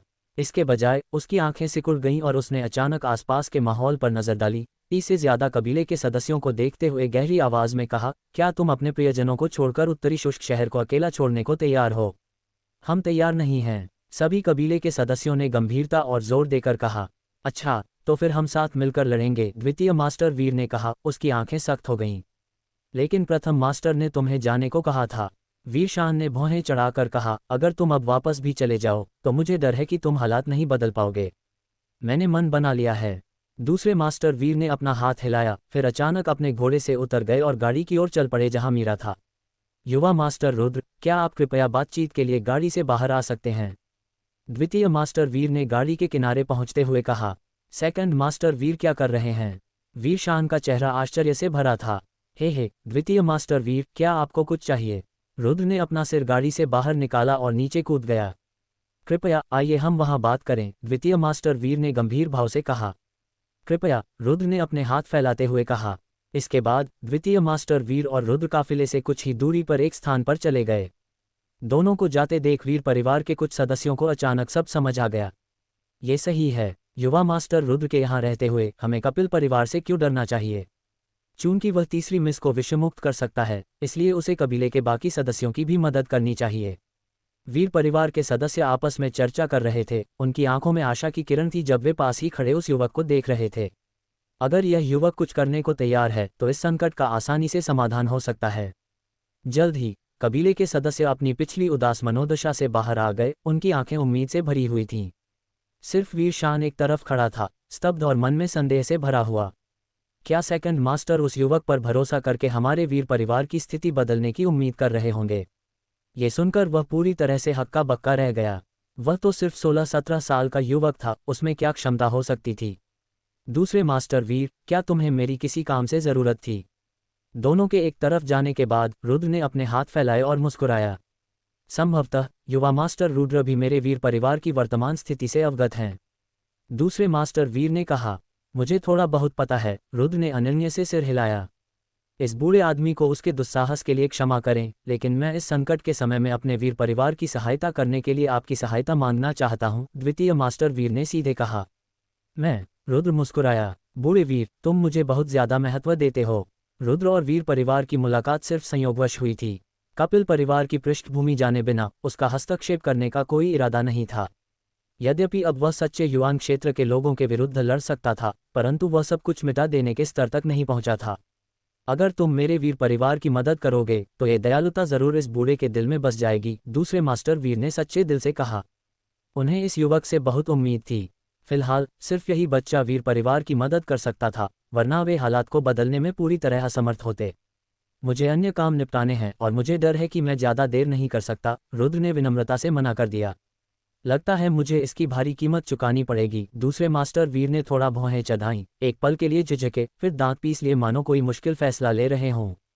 उन्होंने गंभीर भाव से युवक की ओर देखा और कहा, युवा मास्टर रुद्र, क्या आपके पास अग्नि मार्शल आत्मा है? रुद्र की आंखें थोड़ी सिकुड़ गईं। उसने कोई जवाब नहीं दिया, बस उसकी आंखों में एक जिज्ञासा भरी नजर थी। वह जानता था कि सेकंड मास्टर वीर जरूर कुछ और कहना चाहते होंगे। सच कहूं तो इस बार हम बेलान पर्वत श्रृंखला में एक प्राचीन साधक द्वारा छोड़े गए एक चिन्ह के लिए आए थे, द्वितीय गुरुवीर ने कहा। वह चिन्ह एक विरासत संपत्ति खोलने की कुंजी है। इस संपत्ति को स्वर्गीय ज्वाला कहा जाता है, जिसे एक सर्वोच्च विशेषज्ञ ने छोड़ा था जिसके पास अग्नि मार्शल आत्मा थी। अग्नि के करीब और अग्नि मार्शल आत्मा वाले लोगों के लिए यह एक शानदार अवसर है। इससे मेरा क्या लेना देना है? ये सुनकर रुद्र ने आधी मुस्कान के साथ पूछा। अगर युवा मास्टर रुद्र मेरे वीर परिवार को इस मुश्किल से उबारने में मदद करने को तैयार हैं, तो ये बूढ़ा आपको यह वस्तु भेंट करने को तैयार है, दूसरे मास्टर वीर ने कहा। अगर युवा मास्टर रुद्र उस संपत्ति की विरासत प्राप्त कर लेते हैं तो मुझे विश्वास है कि आप आगे बढ़ सकते हैं। ऐसा अवसर भी दुर्लभ है। छोटे युंजी, जल्दी से उससे सहमत हो जाओ, जल्दी से उससे सहमत हो जाओ। रुद्र के बोलने से पहले आकाश निगलने वाली गौरैया उत्साह से चिल्लाई। इतनी जल्दी क्या है? रुद्र ने आंखें घुमाईं, भक्षक गौरैया के प्रति तिरस्कार दिखाते हुए कहा। अभी तो मुझे कपिल परिवार की ताकत का भी पता नहीं है, और तुम चाहते हो कि मैं इस झंझट में फंस जाऊं। क्या यह मौत की तलाश नहीं है? अवसर महत्वपूर्ण है, लेकिन उनका क्या उपयोग है अगर तुम्हारे पास उनका आनंद लेने के लिए जीवन ही न हो? ओह, ये सुनकर भक्षक गौरैया ने अंततः अपना मुंह बंद कर लिया। क्या ऐसा हो सकता है कि भाई शियाओ यून को इस बूढ़े आदमी पर भरोसा नहीं है? शियाओ यून को सोच में डूबा देख एल्डरवीर की भौहें सिकुड़ गईं। ऐसा नहीं है, रुद्र ने मुस्कुराते हुए कहा। तो फिर क्यों? एल्डरवीर ने पूछा। ये वाकई एक शानदार मौका है। मेरे वीर वंश के प्रत्यक्ष वंशजों में से एक वीरयान अग्नि तत्व क्यूई के प्रति लगाव के साथ पैदा हुआ था, इसलिए हमने उसके लिए ये स्वर्गीय ज्वाला टोकन ढूंढने की कोशिश की। ऐसा इसलिए था ताकि वह स्वर्गीय ज्वाला भवन की विरासत हासिल कर सके और स्वर्गीय युवान संप्रदाय के मूल्यांकन में अलग नजर आए। दुर्भाग्य से अब उसका दानटीयन अपंग हो गया है और यह स्वर्गीय ज्वाला टोकन अब हमारे किसी काम का नहीं रहा। अगर मैं अपने वीर परिवार के संकट को हल करने के लिए यंग मास्टर रुद्र की मदद के बदले में ये सब ले सकता हूं, तो मैं क्यों हिचकिचाऊंगा? बूढ़े आदमी का स्वर गंभीर और लाचारी से भरा था। शुरू में ये वीर परिवार के लिए एक बड़ा अवसर था, लेकिन उन्हें उम्मीद नहीं थी कि यह खजाना दुर्भाग्य लाएगा, जिससे एक बड़ी तबाही होगी। अब विनाश के आसन खतरे का सामना करते हुए उनके पास स्वर्गीय ज्वाला टोकन को त्यागने का एकमात्र विकल्प था। ये स्वर्गीय ज्वाला अवशेष भवन मुझे वाकई काफी आकर्षक लग रहा है, लेकिन कपिल परिवार के साथ तुम्हारा संघर्ष बहुत दूरगामी है। कपिल परिवार तुम्हारे वीर परिवार को इस हद तक धकेल सकता है, इसलिए उनकी नींव मजबूत होनी चाहिए, रुद्र ने सीधे हाथ फैलाते हुए कहा। अगर मैंने जल्दबाजी में हस्तक्षेप किया तो मुझे डर है कि मैं खुद पर मुसीबत ला सकता हूँ। इसमें शामिल जोखिमों की तुलना में स्वर्गीय ज्वाला अवशेष भवन इतना महत्वपूर्ण नहीं लगता। हाय, एल्डर वीर ने आह भरी, फिर कहा, युवा मास्टर रुद्र को पता नहीं है, लेकिन कपिल परिवार की ताकत वास्तव में मेरे वीर परिवार के समान है। इस बार मेरे वीर परिवार को इतनी हार का सामना करना पड़ा क्योंकि उन्होंने एक जहर मास्टर को आमंत्रित किया था, अन्यथा यह ऐसा नहीं होता। युवा गुरु शियाओ, ये बूढ़ा आदमी देख रहा है कि आप असाधारण हैं। चूंकि आप रोंगर के जहर को ठीक कर सकते हैं, तो क्या आपके पास उस जहर गुरु से निपटने का कोई तरीका है? एल्डर वीर की आंखें उत्सुकता से भरी थीं। ये स्पष्ट था कि बूढ़े आदमी ने अपनी सारी उम्मीदें रुद्र पर लगा रखी थीं। बूढ़े व्यक्ति के ईमानदार रवैये और अपने कबीले के सदस्यों की कमजोरी के बावजूद उन्हें छोड़ने से इनकार करने तथा बदला लेने के लिए लड़ने पर जोर देने को देखकर इस रवैये ने रुद्र के दिल को थोड़ा हिला दिया।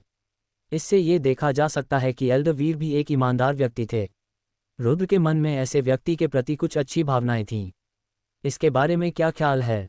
रुद्र ने कुछ देर सोचा और कहा, मैं पहले तुम्हारे साथ शहर में जाकर तुम्हारे कबीले के सदस्यों की स्थिति देखूंगा। अगर मैं इस मामले को संभाल सकता हूं तो शायद हम इस पर चर्चा कर सकें।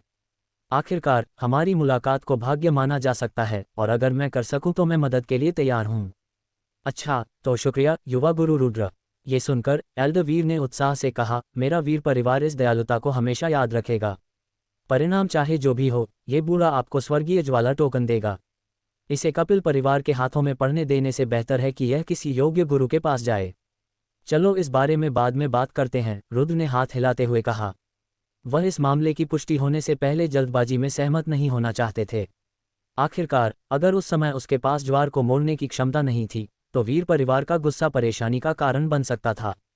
जब लोग निराशा में हों तो कुछ पागलपन भरे कदम परिदृश्य बदलने के लिए पर्याप्त हो सकते हैं। ठीक है, ठीक है। एल्डर वीर को ऐसा लग रहा था जैसे उन्हें जीवन रक्षक स्ट्रॉ मिल गया हो। उनका चेहरा मुस्कुराहट से भर गया। इसके बाद दोनों काफिले में वापस आ गए। मेरे पीछे शहर में आओ। एल्डर वीर की आंखें सिकुड़ गईं और उन्होंने अपना हाथ उठाया और चिल्लाए। हाँ, सभी ने जोर से जवाब दिया। एल्डर वीर का रूप देखकर उन्हें साफ यकीन हो गया था कि यंग मास्टर रुद्र की मदद से उन्होंने भी राहत की सांस ली। विशेषकर मीरा, जिनकी सिकुड़ी हुई भौहें भी थोड़ी ढीली पड़ गईं। धन्यवाद युवा मास्टर रुद्र। रुद्र को आते देख मीरा की आंखें चमक उठीं और वह कृतज्ञता से भरे चेहरे के साथ मुस्कुराए। मुझे यकीन नहीं है कि इस मामले से स्थिति बदल पाएगी, रुद्र ने कहा। लेकिन मिस मीरा, निश्चिंत रहें, मैं अपनी तरफ से पूरी कोशिश करूंगा। ठीक है। मीरा की खूबसूरत आंखें झपक उठीं।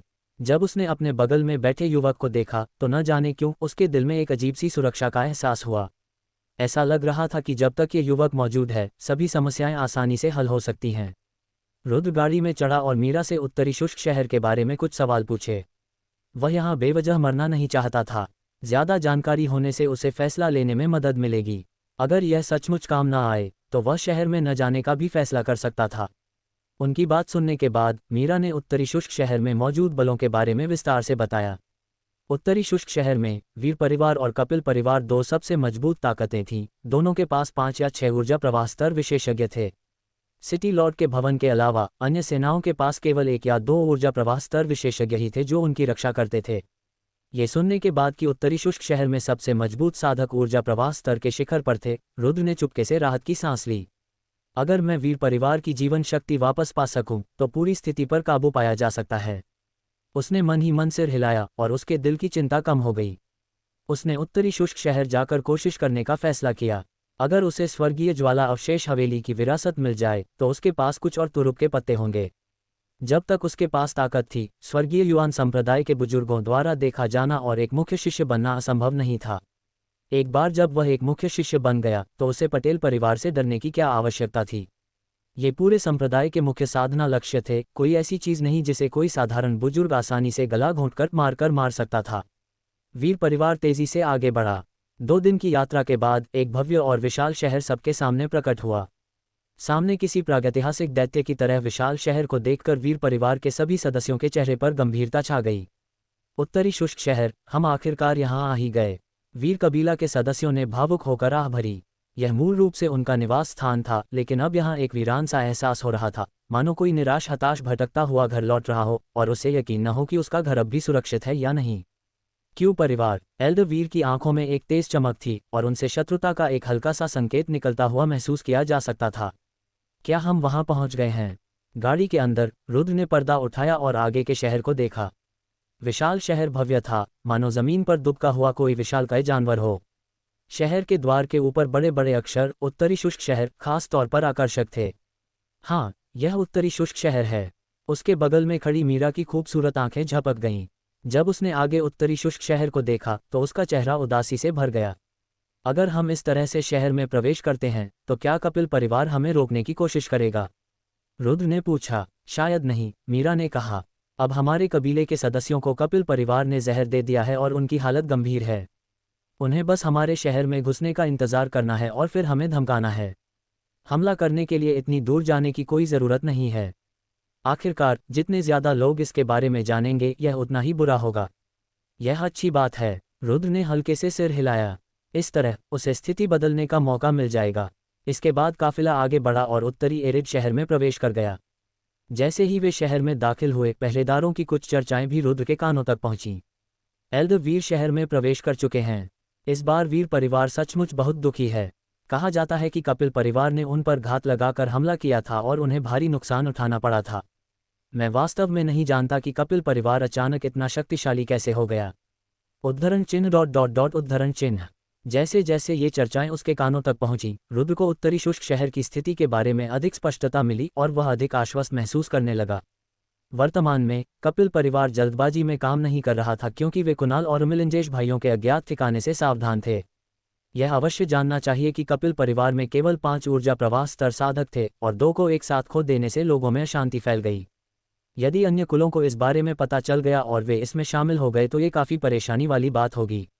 एल्डर वीर ने कबीले के सदस्यों को वीर हवेली की ओर ले गए।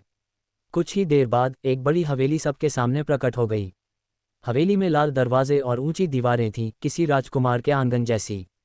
चारों ओर देखने पर मरम्मत के साफ निशान दिखाई दे रहे थे। दूसरे मास्टर, आप यहाँ क्यों हैं? जब एल्डर वीर प्रकट हुए तो गार्ड आश्चर्यचकित हो गया और जल्दी से उनका अभिवादन करने के लिए आगे बढ़ा। प्रथम गुरु और अन्य लोगों की स्थिति अब कैसी है? एल्डर वीर अपने घोड़े से उतरकर मुख्य द्वार की ओर चल पड़े। पहले गुरु और बाकियों की हालत अब बहुत खराब है, ऊपर आए पहरेदार ने कहा। क्यों परिवार का वह जहर गुरु बहुत ताकतवर है। अपने कबीले की स्थिति सुनकर एल्डर वीर ने उदास चेहरे के साथ कहा, चिंता मत करो, कपिल परिवार के लिए मेरे वीर परिवार को नष्ट करना इतना आसान नहीं है। गेट के बाहर खड़ा पहरेदार कड़वाहट से मुस्कुराया। उस जहर के उस्ताद से निपटना इतना आसान कैसे हो सकता है? इस समय रुद्र मीरा के साथ गाड़ी से नीचे चला गया। युवा मास्टर रुद्र, कृपया। एल्डर वीर ने तुरंत युवक की ओर देखा और आमंत्रण का इशारा किया। रुद्र विनम्र नहीं था और मीरा के साथ वीर हवेली में चला गया। जैसे ही सभी लोग हवेली में दाखिल हुए, वीर कबीला के सदस्यों को भी पता चला कि एल्डर वीर वापस आ गए हैं। पहले तो सभी खुश हुए, फिर आह भरी। मौजूदा हालात को देखते हुए अगर वे लौट भी गए तो भी कोई फायदा नहीं होगा। इससे वीर कबीला का वंश पूरी तरह से टूट जाएगा। वास्तव में वे पिछले 2 दिनों में ही कुछ युवा शिष्यों को उत्तरी एरिड शहर छोड़ने के लिए व्यवस्था कर रहे थे ताकि वंश को संरक्षित किया जा सके। जैसे ही एल्डर वीर हवेली में वापस लौटे, कबीले के कुछ बुजुर्ग लोग जवाबी उपायों पर चर्चा करने के लिए एकत्र हुए। वीर परिवार का मुखिया वास्तव में एल्डर वीर का बड़ा भाई था और वह एक शीर्ष ट्रू एसेंस रियल्म विशेषज्ञ भी था। अब प्रथम मास्टर वीर का चेहरा राख जैसा हो गया था, उसकी आंखें धुंधली और निस्तेज दिखाई दे रही थीं। उसके बगल में 3 अन्य बुजुर्ग थे, जिनमें से सभी के पास ऊर्जा प्रवाह स्तर की साधना थी, लेकिन वे या तो जहर खा चुके थे या गंभीर रूप से घायल थे।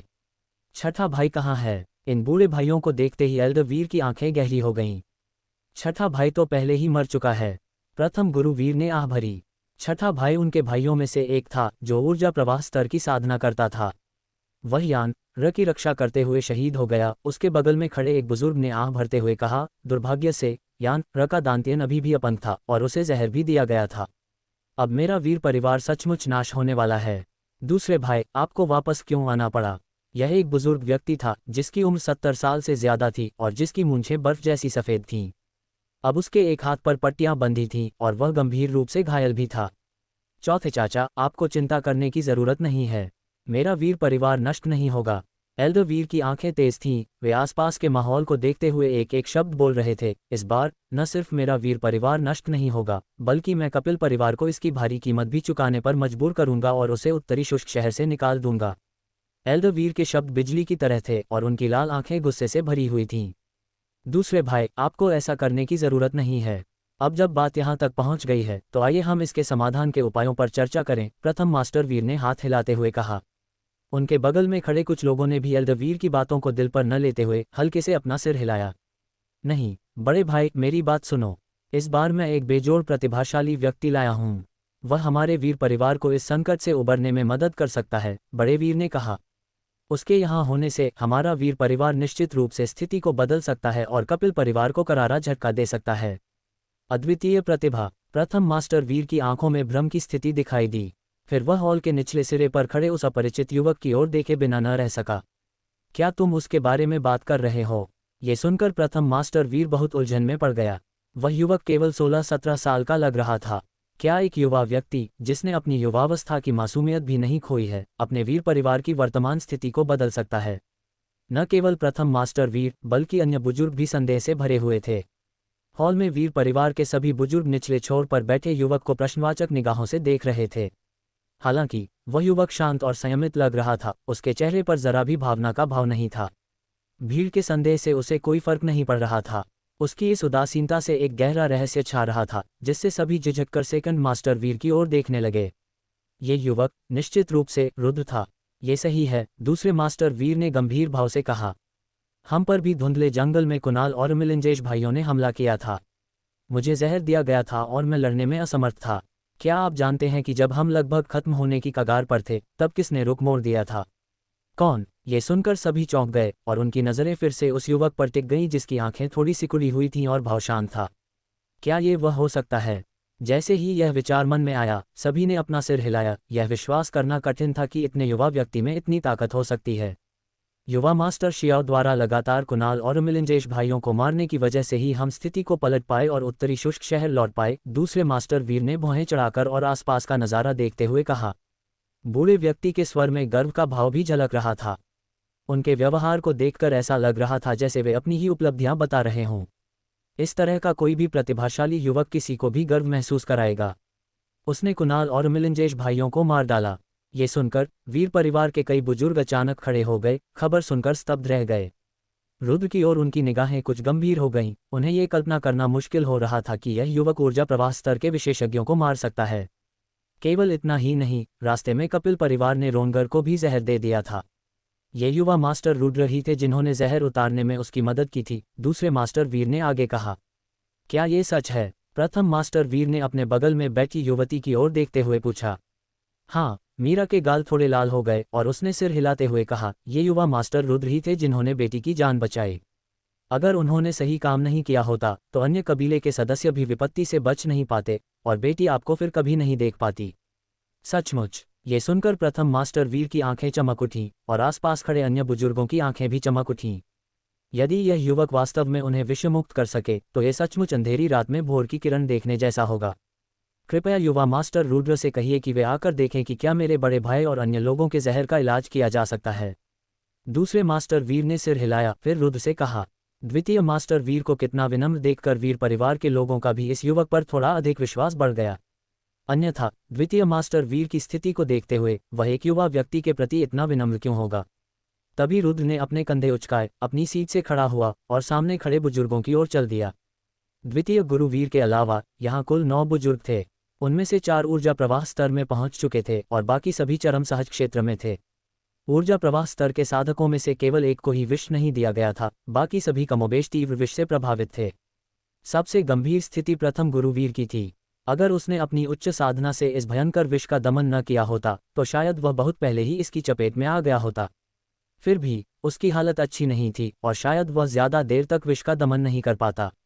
रुद्र ने बस भीड़ की स्थिति पर नजर डाली और उसे एक मोटा मोटा अंदाजा हो गया। कोई भी विष जिसे सच्चा सार क्षेत्र साधक दबा सकता था वह उसे हटा भी सकता था। कैसा है? दूसरे मास्टर वीर ने बगल से उत्सुकता से पूछा। रुद्र ने कहा, जहर के प्रसार को धीमा किया जा सकता है, लेकिन इसे पूरी तरह से हटाना इतना आसान नहीं है। ओह, दूसरे मास्टर वीर ने भौहें चढ़ाईं और कहा, कृपया यंग मास्टर रुद्र से मेरे बड़े भाई और अन्य लोगों के लिए गंभीर जहर हटाने के लिए कहें। युवा स्वामी रुद्र, जब तक आप मेरे पिता को ठीक कर सकते हैं, मैं जीवन भर आपकी दासी या दासी बनकर सेवा करने को तैयार हूँ। मीरा ने रुद्र की ओर देखते हुए विनती भरे चेहरे से कहा। अपने पिता को उस जहरीले जहर से पीड़ित देखकर अब उसका दिल चाकू की तरह दर्द करने लगा। हाँ, आपकी जो भी मांग हो, मेरा वीर परिवार आपको संतुष्ट करेगा, पास में खड़े कई बुजुर्गों ने भी कहा। पहले मास्टर वीर को बहुत ज्यादा जहर दिया गया है। अगर मैं उसे बचा लूंगा तो मैं कुछ समय के लिए दूसरों को नहीं बचा पाऊंगा, रुद्र ने थोड़ा सा मुंह बनाते हुए कहा। कोई बात नहीं, जब तक कुलपति बच जाते हैं तब तक सब ठीक है, पास खड़े कई बुजुर्गों ने बार बार सिर हिलाकर कहा। ठीक है, रुद्र को कोई आपत्ति नहीं थी। क्या तुम सचमुच मेरे लिए इस भयंकर जहर को हटा सकते हो? प्रथम मास्टर वीर ने गंभीर भाव से पूछा। हाँ, रुद्र ने कहा, गंभीर जहर को निकालना मुश्किल नहीं है, लेकिन यह मेरी महत्वपूर्ण ऊर्जा का उपभोग करेगा, इसलिए इसे धीरे धीरे करने की आवश्यकता है। तो फिर कृपया पहले मेरे बेटे के लिए जहर निकालिए, प्रथम मास्टर वीर ने अचानक कहा। अपने बेटे के लिए? रुद्र की भौहें सिकुड़ गईं और उसने चारों ओर देखा, उसे कोई और दिखाई नहीं दिया। मेरा बेटा पहले से ही बेहोश है और मुझे डर है कि वह आज जिंदा नहीं बचेगा, फर्स्ट मास्टर वीर ने उदास भाव से कहा। मैं दशकों से जी रहा हूं और अब मेरे पास सहारा देने के लिए कुछ नहीं बचा है। जब तक मुझे सफ़ेद बालों वाले व्यक्ति को काले बालों वाले व्यक्ति के रूप में विदा नहीं करना पड़ता, बस इतना ही काफ़ी है। इसलिए कृपया पहले उसे बचाएं। यान्दी, मीरा का दिल उसके बगल में कांप उठा और उसके चेहरे पर भी गहरा दुख झलक रहा था। उसने सुना था कि उसके छोटे भाई को जहर दे दिया गया है, लेकिन वह अभी अभी लौटी थी और उसे उससे मिलने का समय नहीं मिला था। अपने पिता की बातें सुनकर अब वह बेहद चिंतित हो गई। उसके पिता, जो कि एक ऊर्जा प्रवाह स्तर के विशेषज्ञ थे, अभी भी गंभीर जहर को दबा सकते थे, लेकिन उसके छोटे भाई का डेंटियन अपंग हो गया था, वह इसे कैसे सहन कर सकता था? तुम्हारे क्या विचार हैं? रुद्र ने कहा। तुम्हारे वीर परिवार की स्थिति अभी आशावादी नहीं है। एक और ऊर्जा प्रवाह स्तर का साधक होने से सुरक्षा की एक अतिरिक्त परत मिल जाएगी। अगर मैं आज तुम्हारे बेटे को बचा लूं तो तुम्हें बचाने के लिए मुझे कल तक इंतजार करना पड़ेगा, वरना इतने गंभीर जहर को सहना मेरे लिए भी मुश्किल हो जाएगा। मेरे बेटे को बचा लो, प्रथम मास्टर वीर ने बिना सोचे समझे कहा। पहले तो वह निश्चित रूप से समग्र स्थिति को प्राथमिकता देता, लेकिन एक बड़े बदलाव का अनुभव करने और खुद नरक के द्वार में आधा कदम आगे बढ़ने के बाद वह पहले ही हर चीज से समझौता कर चुका था। समग्र स्थिति में उसके बच्चों के जीवित रहने से ज्यादा महत्वपूर्ण कुछ भी नहीं था, भले ही उसे पहले मरना पड़े। उसके बगल में खड़े कुछ बूढ़े लोग चुप रहे और कुछ खास नहीं बोले। उनमें से कुछ ने इस घटना में अपने करीबी रिश्तेदारों को खो दिया था और वे इस भावना को समझ सकते थे। कल भी देर नहीं हुई है। कपिल परिवार के पास केवल कुछ ही ऊर्जा प्रवाह स्तर के विशेषज्ञ हैं और अब हमारे पास प्रतिरोध करने की शक्ति नहीं है, दूसरे मास्टर वीर ने कहा। रुद्र की ताकत देखकर उनका आत्मविश्वास भी थोड़ा बढ़ा। जब तक ये युवक यहाँ था तब तक ज्यादा चिंता करने की कोई जरूरत नहीं थी। ठीक है, रुद्र ने कहा, पहले मुझे अपने बेटे की हालत दिखाओ। वीर परिवार के लोगों के नेतृत्व में रुद्र जल्दी से एक आंगन में पहुंचा। सोमेश बहुत छोटा था, सिर्फ 16 साल का, लगभग रुद्र की उम्र का। उसने उत्तरी शुष्क शहर में हुई प्रतियोगिता में चैंपियनशिप जीती थी और स्वर्गीय मूल संप्रदाय मूल्यांकन में भाग लेने के लिए शाही राजधानी जाने की योग्यता प्राप्त की थी। मूल्यांकन में भाग लेने वाले कई प्रतिभाशाली लोगों के बीच अपनी अलग पहचान बनाने के लिए ही वे स्वर्गीय ज्वाला चिन्ह की खोज में गए थे। लेकिन अब ये युवक न केवल उस अवसर को प्राप्त करने में असफल रहा, बल्कि उसे गंभीर रूप से जहर दिया गया और वह अपंग हो गया। जब रुद्र ने सोमेश को देखा तो उसकी भौहें सिकुड़ गईं। सोमेश के खून में पहले ही जहर भर चुका था और जहर उसकी हड्डियों में गहराई तक समा गया था। अगर वे आधे घंटे बाद आते तो जहर उसके दिल पर हमला कर देता और उसकी तुरंत मौत हो जाती। ताई परिवार के बाकी सदस्य भी सोमेश को देखकर गंभीर हो गए। जिस प्रतिभा पर उन्होंने बड़ी उम्मीदें लगा रखी थीं, वह इस स्थिति में पहुंच गई, जो दुखद है। युवा गुरु रुद्र, क्या मेरे छोटे भाई के लिए अब भी कोई उम्मीद है? मीरा की भौहें सिकुड़ी हुई थीं, उसका खूबसूरत चेहरा पीला और क्षीण था। कमजोर युवक पर एक नज़र डालने के बाद उसने उम्मीद से भरे चेहरे के साथ अपने बगल में बैठे रुद्र को देखा। साफ था कि उसे वीरयान की बहुत परवाह थी। जब तक तुम मेरे बेटे को बचा सको, मैं, बूढ़ा वीर, कोई भी मांग मान लूंगा, प्रथम मास्टर वीर ने उदासी भरे चेहरे और आंखों में ठंडे आंसुओं के साथ अपने बगल में खड़े युवक से विनती भरे स्वर में कहा। अपने बेटे को बचाने की यही एकमात्र उम्मीद थी। उसका जहर उसकी अस्थि मज्जा में गहराई तक पहुंच चुका है। मैं केवल उसकी हालत में सुधार कर सकता हूं। उसे बचाने के लिए हमें कोई और तरीका ढूंढना होगा, रुद्र ने कहा। कौन सी विधि? प्रथम मास्टर वीर ने गंभीर भाव से पूछा। कृपया कृपया मेरे छोटे भाई को बचा लो, मीरा ने रुद्र की बांह पकड़ते हुए कहा, उसकी आवाज में आंसू थे। मैं कुछ औषधीय सामग्रियों की सूची बनाऊंगा, देखते हैं कि तुम उन्हें इकट्ठा कर पाते हो या नहीं, रुद्र ने कहा। अच्छा अच्छा, वीर परिवार के लोगों ने उम्मीद से भरे चेहरे दिखाए। इसके बाद रुद्र ने कुछ औषधीय सामग्रियों को सूचीबद्ध किया। जितनी जल्दी हो सके ये औषधीय सामग्री इकट्ठा करो और फिर मैं वीरयान के लिए जहर को पूरी तरह से खत्म कर दूंगा। रुद्र ने दूसरे मास्टर वीर को औषधीय सामग्रियों की एक सूची सौंपी। ये एक विषण गोली के लिए जरूरी सामग्री थी, साथ ही कुछ और सामग्री भी थी जिनकी उसे खुद जरूरत थी। इस तरह कम ही लोगों को इस नुस्खे के बारे में पता चलेगा। द्वितीय गुरु, विषण करने वाली औषधीय सामग्रियों पर हाल ही में कपिल परिवार का एकाधिकार हो गया है। हमारे लिए उन्हें इकट्ठा करना मुश्किल है। उनके बगल में खड़े एक बुजुर्ग ने औषधीय सामग्रियों की सूची देखकर कहा। जिस दिन उन पर हमला हुआ था उसी दिन से वीर परिवार ने कुछ ऐसी औषधीय सामग्रियां इकट्ठा करना शुरू कर दिया था जो विषण कर सकती थी, लेकिन उनकी मात्रा बहुत कम थी और उनमें से ज्यादातर कपिल परिवार द्वारा इकट्ठा कर ली गई थी, जिससे वे बिना तैयारी के रह गए थे। औषधीय सामग्री इकट्ठा नहीं कर सकते। रुद्र ने थोड़ा भौहें चढ़ाईं। ऐसे में उन गंभीर जहरों को पूरी तरह से निकालना मुश्किल हो जाएगा। तुम्हारे वीर परिवार के कई लोग जहर से पीड़ित हैं और उनका इलाज करने के लिए ये औषधियां जरूरी हैं। मैं यहाँ रहकर तुम्हारे लिए एक एक करके जहर नहीं निकाल सकता। क्या सचमुच कोई और रास्ता नहीं है? वीर परिवार के लोगों के चेहरे पर चिंता के भाव थे। अब जबकि शहर की औषधीय सामग्री पहले कपिल परिवार ने इकट्ठा कर ली थी, तो उसे बाहर से इकट्ठा किए बिना पाना मुश्किल था, लेकिन इतने कम समय में उसे इकट्ठा करना कितना आसान था। क्या यहाँ कोई व्यापारिक संगठन है जो औषधीय सामग्री और गोलियों का व्यापार करता है? रुद्र ने थोड़ा सोचा, फिर अचानक भौहें उठाकर पूछा। हाँ, दूसरे मास्टर वीर ने कहा। नॉर्थ एरिड सिटी में हमारा एक क्लाउड सी मर्चेंट अलायंस है, लेकिन औषधीय सामग्री इकट्ठा करने में उनकी मदद लेना काफ़ी मुश्किल है। इसके लिए न सिर्फ बड़ी रकम की ज़रूरत होती है, बल्कि प्रभाव की भी, वरना वे शायद ज़्यादा ध्यान नहीं देंगे। हालांकि हमारे वीर परिवार का आधार मजबूत है, फिर भी उन पर हुक्म चलाना मुश्किल है, दूसरे मास्टर वीर ने कटु भाव से कहा। वे इस व्यापारी गठबंधन के मामले में बिल्कुल असहाय थे। उनकी शक्ति पूरे धनगिरी साम्राज्य में फैली हुई थी और साधारण परिवार केवल क्लाउड सी गठबंधन की चापलूसी कर सकते थे। उन्हें प्रयास करने के लिए राजी करना बहुत मुश्किल था। क्लाउड सी मर्चेंट अलायंस। रुद्र की आंखें थोड़ी सिकुड़ गईं। इससे काम आसान हो जाता है। मेरे पास एक कमर का टोकन है, तुम इसे उनके पास ले जा सकते हो। इसके अलावा मेरे पास कुछ गोलियां भी हैं, तुम इन्हें क्लाउड सी मर्चेंट अलायंस को बेच सकते हो। मुझे विश्वास है कि इससे वे मना नहीं करेंगे। जैसे ही उसने बात की, रुद्र ने बैंगनी सोने का कमर टोकन निकाला जो मास्टर युआन ने उसे दिया था, और फिर क्यूई कंडेंसिंग पिल्स की एक बोतल निकाली। ये क्लाउड सी मर्चेंट अलायंस द्वारा जारी किया गया वीआईपी कमर टोकन है। टोकन लेते ही सेकंड मास्टर वीर की आंखें चमक उठीं। उसके बगल में खड़े बुजुर्गों ने भी उत्सुकता भरी निगाहें डालीं। केवल धनगिरी साम्राज्य के सच्चे महान परिवारों के पास ही इस तरह का कमर टोकन हो सकता है। फिर दूसरे मास्टर वीर ने गोलियों की शीशी उठाई। जैसे ही उसने ढक्कन खोला, उसके बगल में बैठे बुजुर्गों के चेहरे के भाव तुरंत बदल गए। कितनी समृद्ध गोली की खुशबू है! ये असली क्यूई संघनक गोलियां हैं। उनमें से कुछ लोग आश्चर्य से भर गए, और जब उन्होंने अपने बगल में खड़े युवक की ओर देखा तो उनकी आंखों में श्रद्धा का भाव झलकने लगा। इस युवक ने तुरंत गोलियों की एक शीशी निकाली और उसके पास बादल सागर व्यापारी गठबंधन का बैंगनी सुनहरा कमर चिन्ह भी था। क्या वह किसी महान कुल का युवा स्वामी हो सकता है?